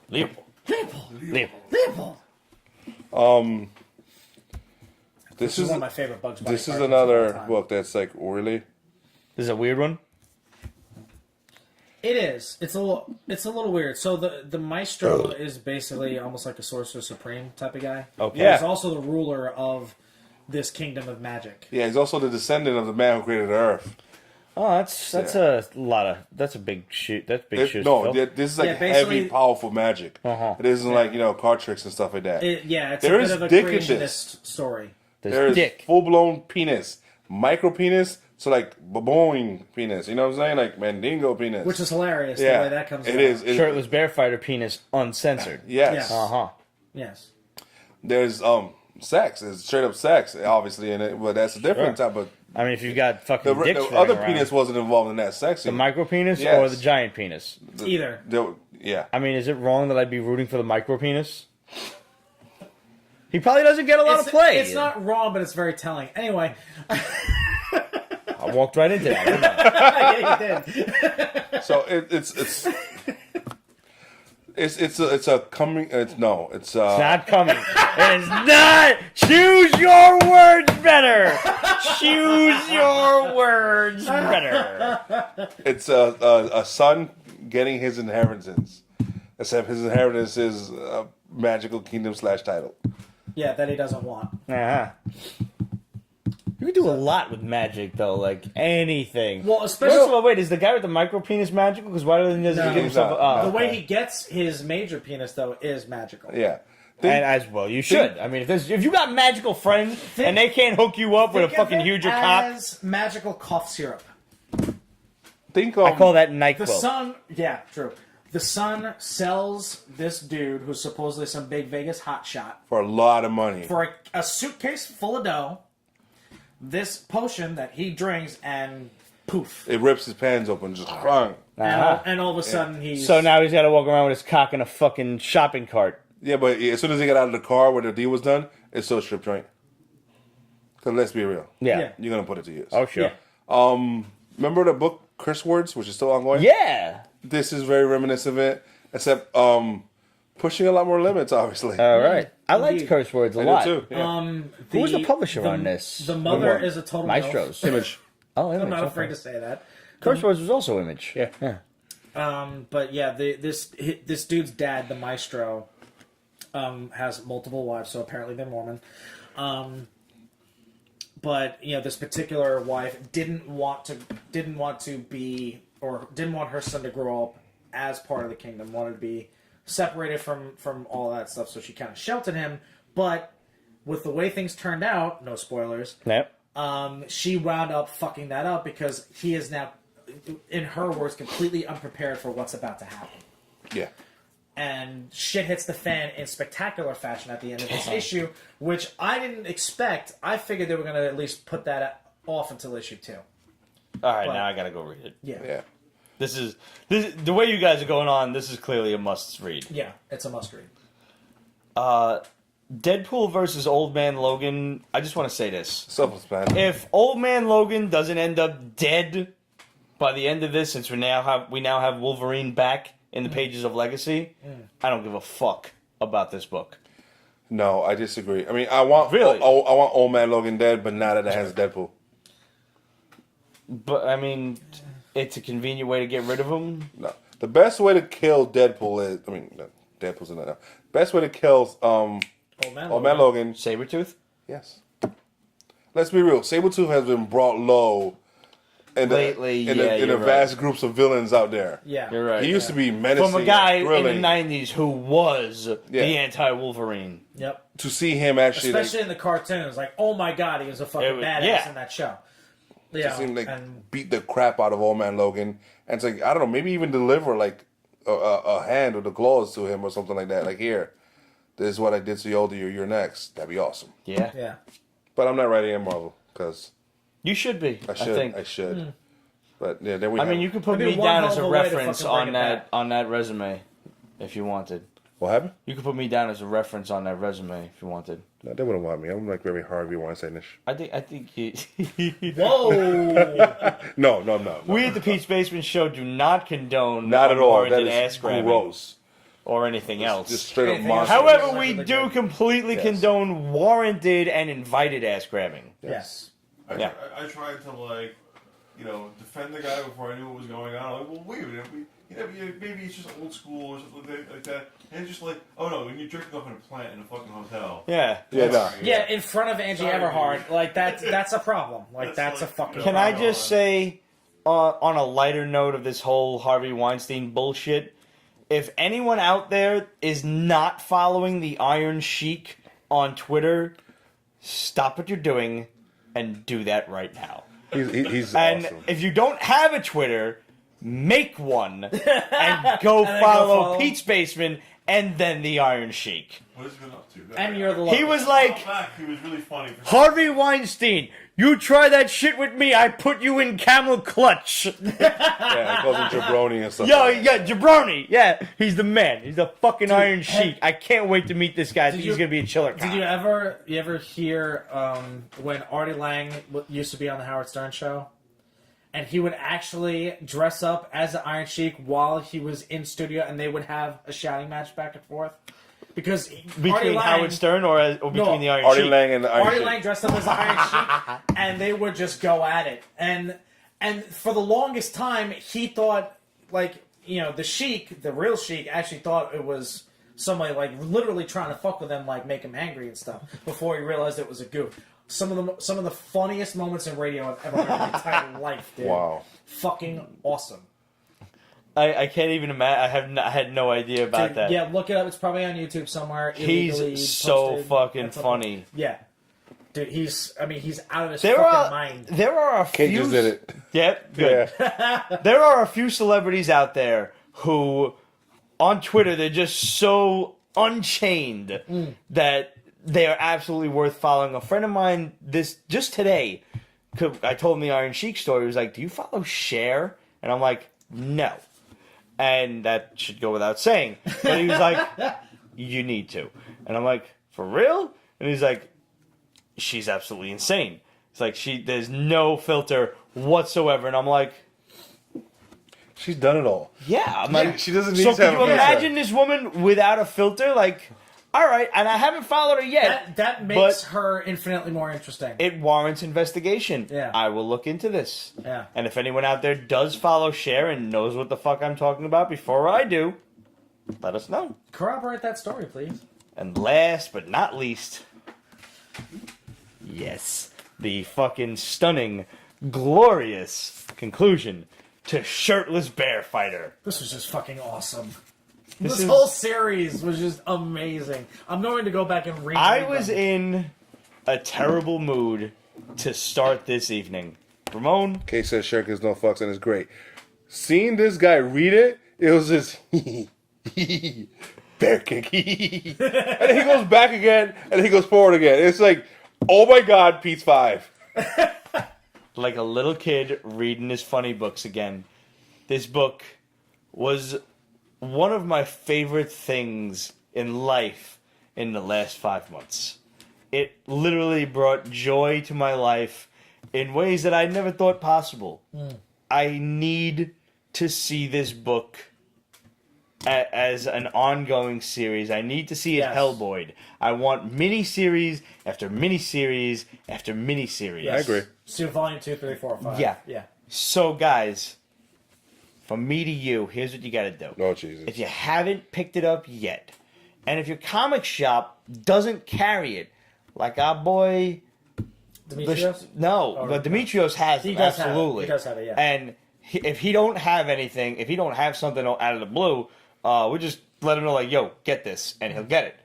But our boy The Shadow actually wrote to us and be like, yo, they don't have Shirtless Bear-Fighter by me. And that's an Image book. So that's not even to say how many other various smaller company indie books, like stuff from Scout Comics and shit, that the other places across the United States and, you know, fucking Europe and wherever else that don't carry this stuff. Yeah.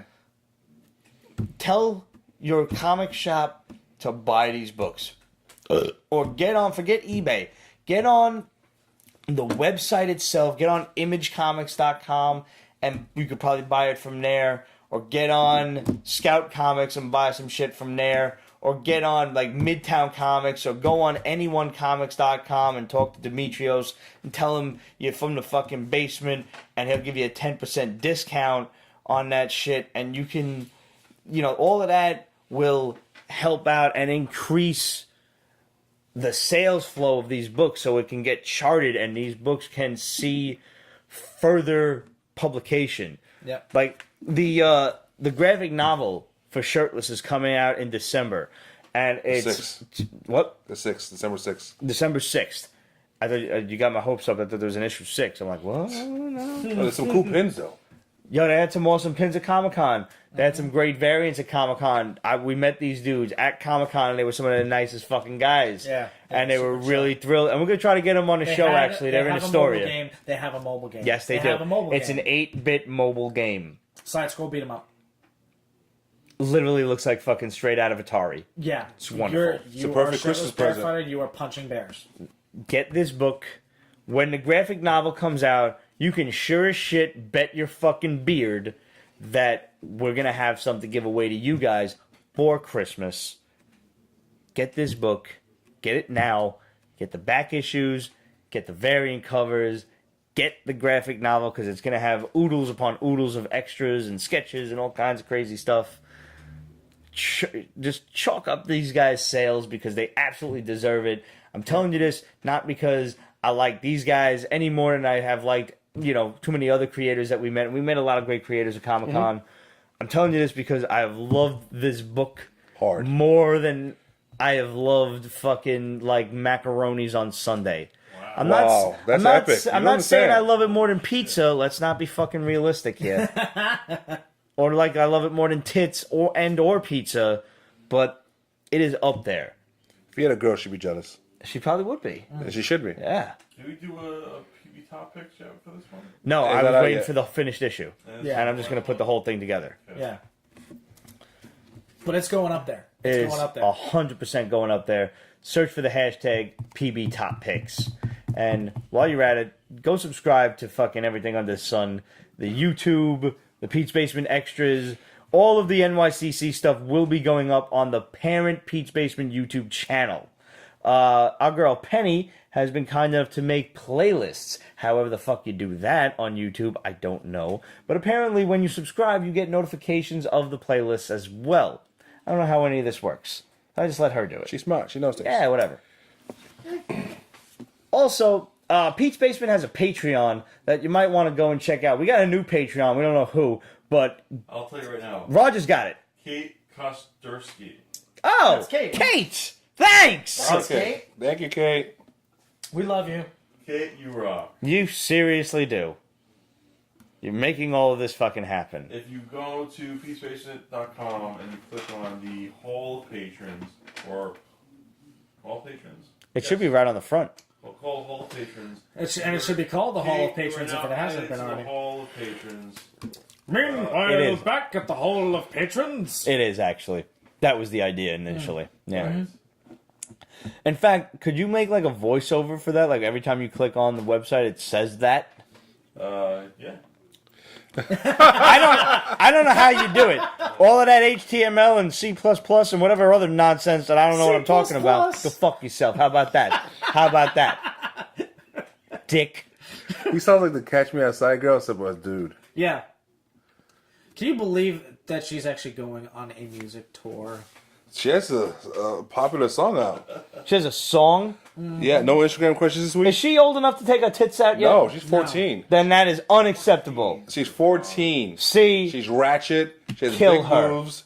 And Shoot like, her. adult men are actually kicking into her. It's kind of gross. shoot her it's like, yeah. before she spawns. too late. I'm sorry, but we were talking She about has an killing older kids. cousin, though, who's phenomenal. She works the pole really well. We were talking about killing kids earlier. Pete's Basement does she's a not good kid. generally advocate killing children, gotta but go. I'm just gonna throw this one out there.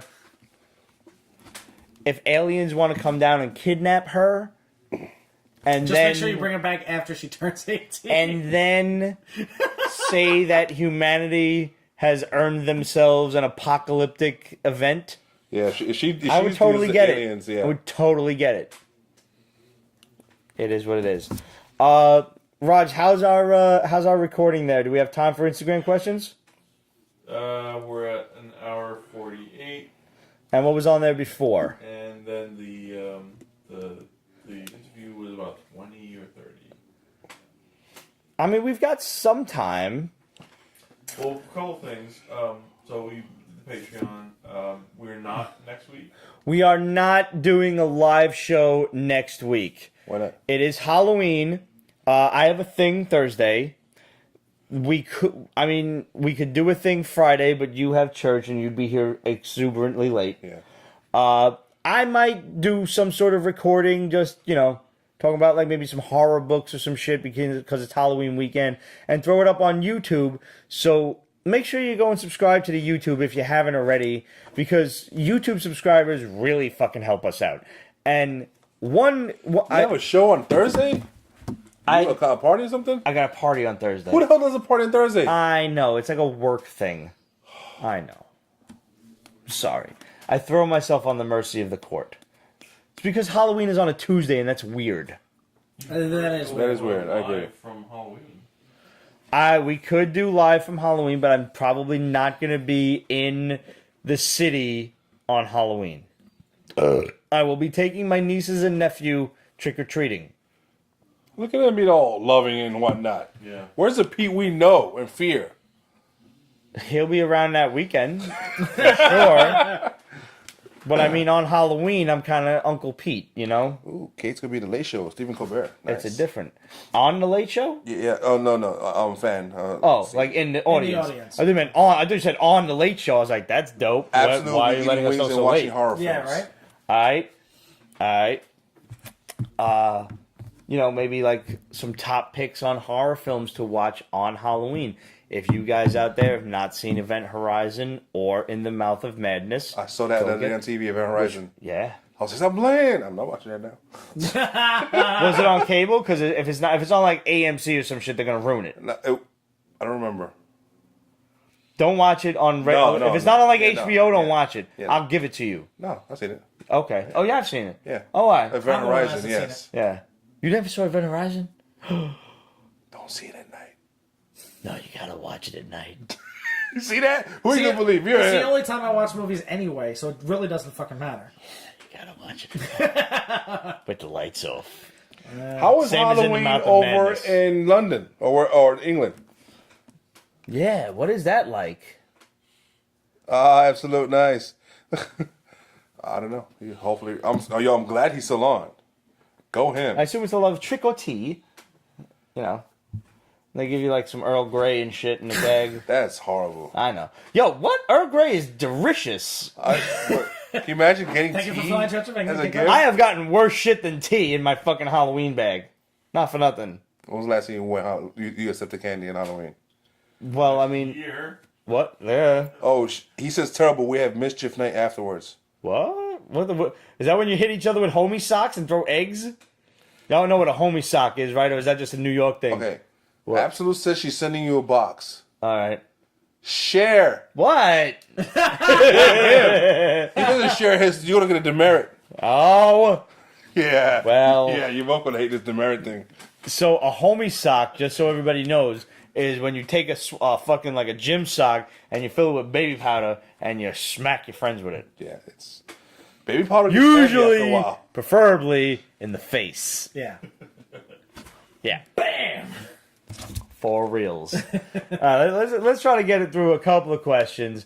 By the way, Red Wonder is absolutely loving the Pete's Basement Throwback Thursdays to my illustrious, if not short-lived, Ruby's costume modeling career. If you haven't seen this yet, just go on to Pete's Prepare to Basement laugh. Instagram. Prepare to laugh. This ain't even all of them yet. By next week, I'm going to have to start doubling up because there's like 7 or 8 more. Something like that. So, Red Wonder, thanks for appreciating that. Almost Pablo said, Michael R. Martin is the man, always repping Arizona, so I'm always repping Blood and Dust. All right. I have never been to Arizona, but Me neither. I have known My dad has. other people who have either moved there for a short time or vacationed there, and they have had nothing but fun. I look forward to going. Who doesn't have facial Scottsdale hair? and Phoenix are Who don't have supposedly the facial two. hair? Somebody says it's good seeing you without facial hair. Kate. Well, no. I mean, I shortened it the other day when I got my hair cut. Yeah. When I got my hair did by Sal the barber.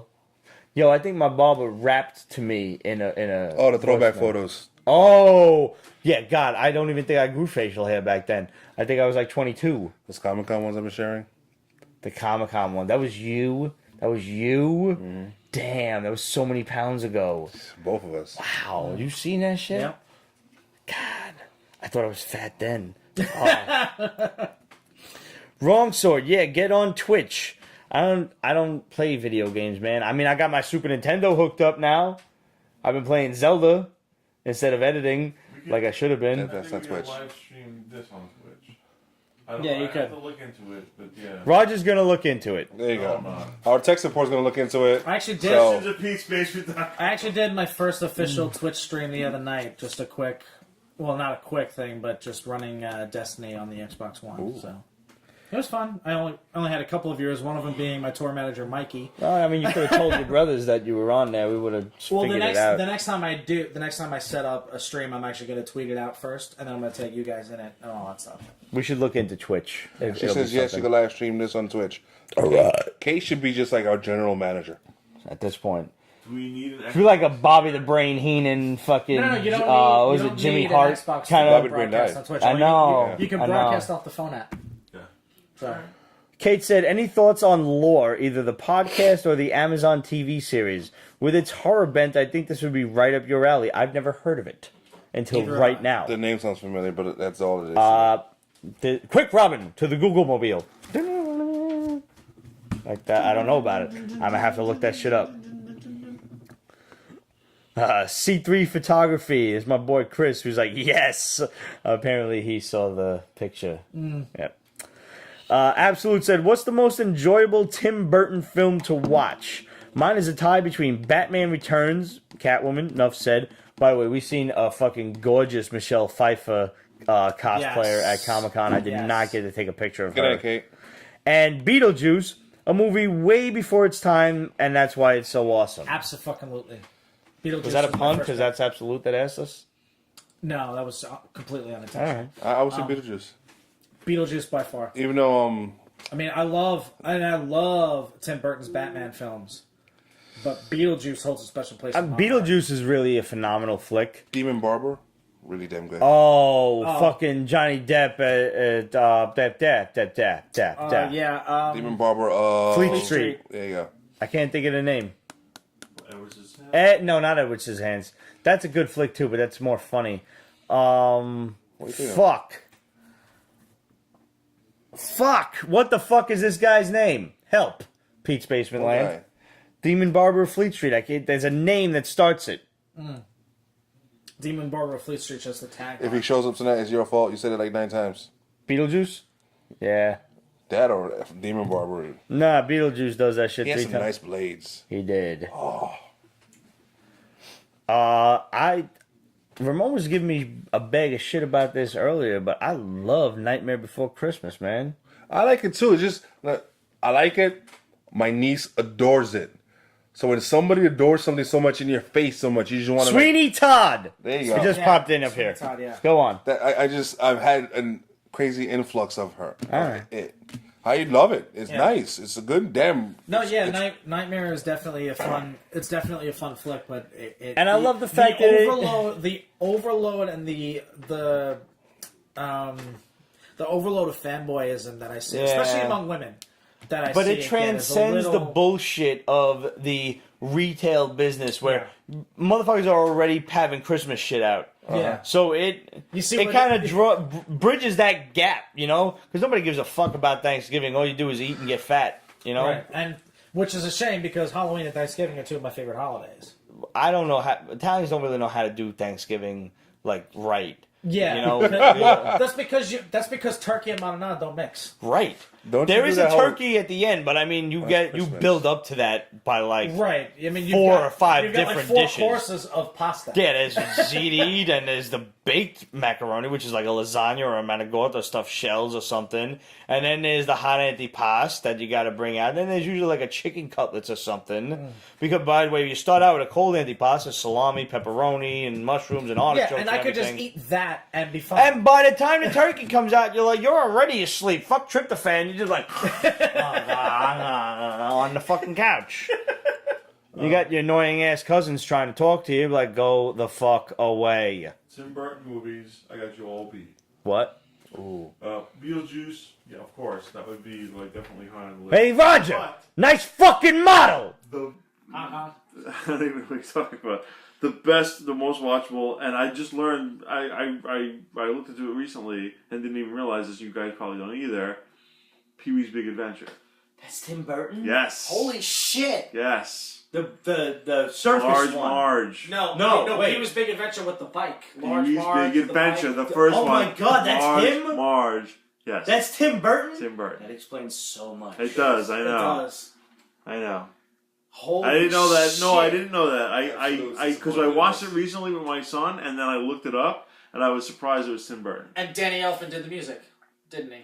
Probably. Probably. Doesn't he do all Danny the Elfman music? does all My of Tim mind Burton's is music. blown right now. Yes, I know. Because I'm looking at that and Yeah. that Yeah. is so quintessential Tim Burton. Right. Yeah. Even the shots and the bike and the dinosaur chewing the bike and all that shit with the clowns and I mean, Yeah. it's all It Tim was like Burton. a garbage truck fell off the Empire State Building. Oh, there he goes. And when they pulled the driver out of the twisted, burning wreck, it looked just like this.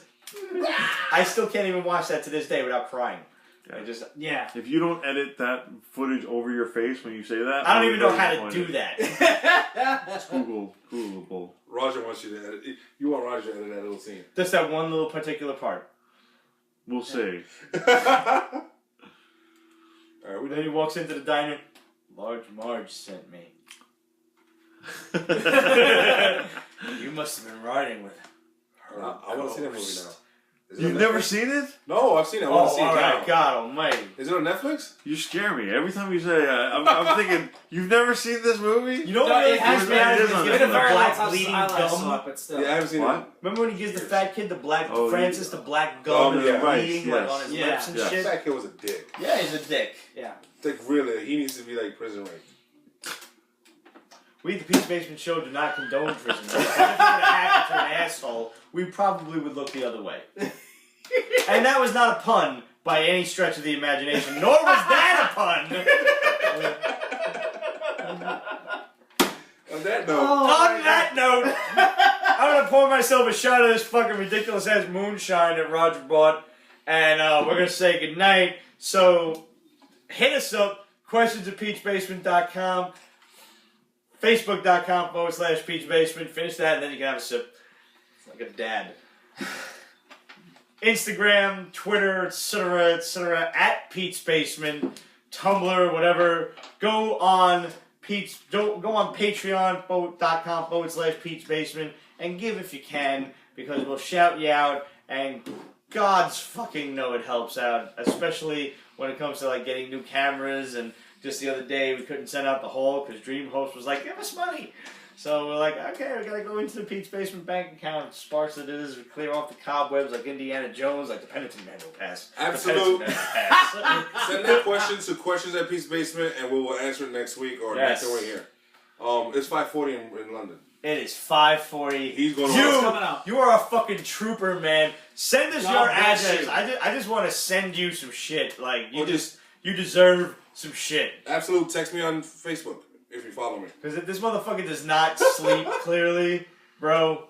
Just send us your address. I will get some shit across the pond to you. Sheffield, not London. Sheffield, okay. That's just the guy's name in the what's it called? In the nanny. The nanny. Mr. Sheffield. Mr. Sheffield, that's right. Mr. Sheffield. I don't give a fuck. She's hot. She's still hot. Who's hot? Fran Drescher.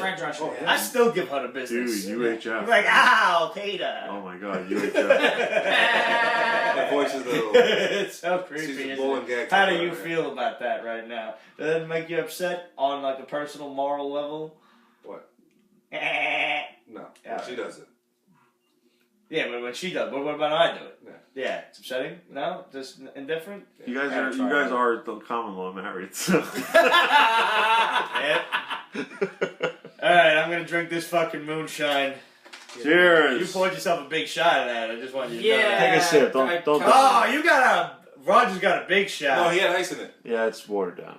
I'm smart. All right, Fair enough. we're out. He's smart. He wants to get home with standing. You know, zombie apocalypse comes. This bottle's a hell of a weapon. Did Did you shoot the whole thing? No. No, Close. Oh, good. Damn. Are we done? Are we still on? We're still on. We're still alive, yeah. Why? Well, because this is happening. Oh.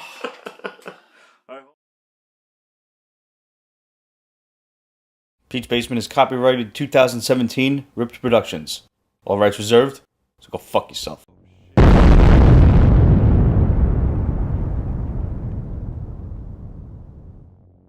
Ripped movies. Ripped Productions, if you watch all of the credits on the Basement Show. Nobody does. Yeah, they do, because I put on fucking amazing outtakes. Afterwards? Yeah. Oh, okay. Hence, outtakes. After the credits. I'm like a fucking straight up Marvel movie when I edit, bro. We're going to talk about his Kickstarter for the sequel, Jenny. That's your fault. There are 7.5 billion of us. No one's going to miss them. Plus, they're little kids. Their parents aren't that attached to them right now. They've only had like 4 or 5 years with them. If one of us got killed, seriously, our parents have known us for 35 years. They like us.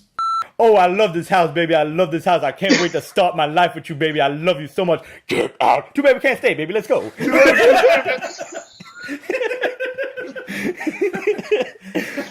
Another fucking $12.50. It's on your credit card anyway. It's magic money. It's like it doesn't even count. But the truth is... Financial advice from Pete's Basement. That is not how We- credit cards work. That is so how credit cards work. Fucking gold stars and demerits. Why did we never think of this? I know.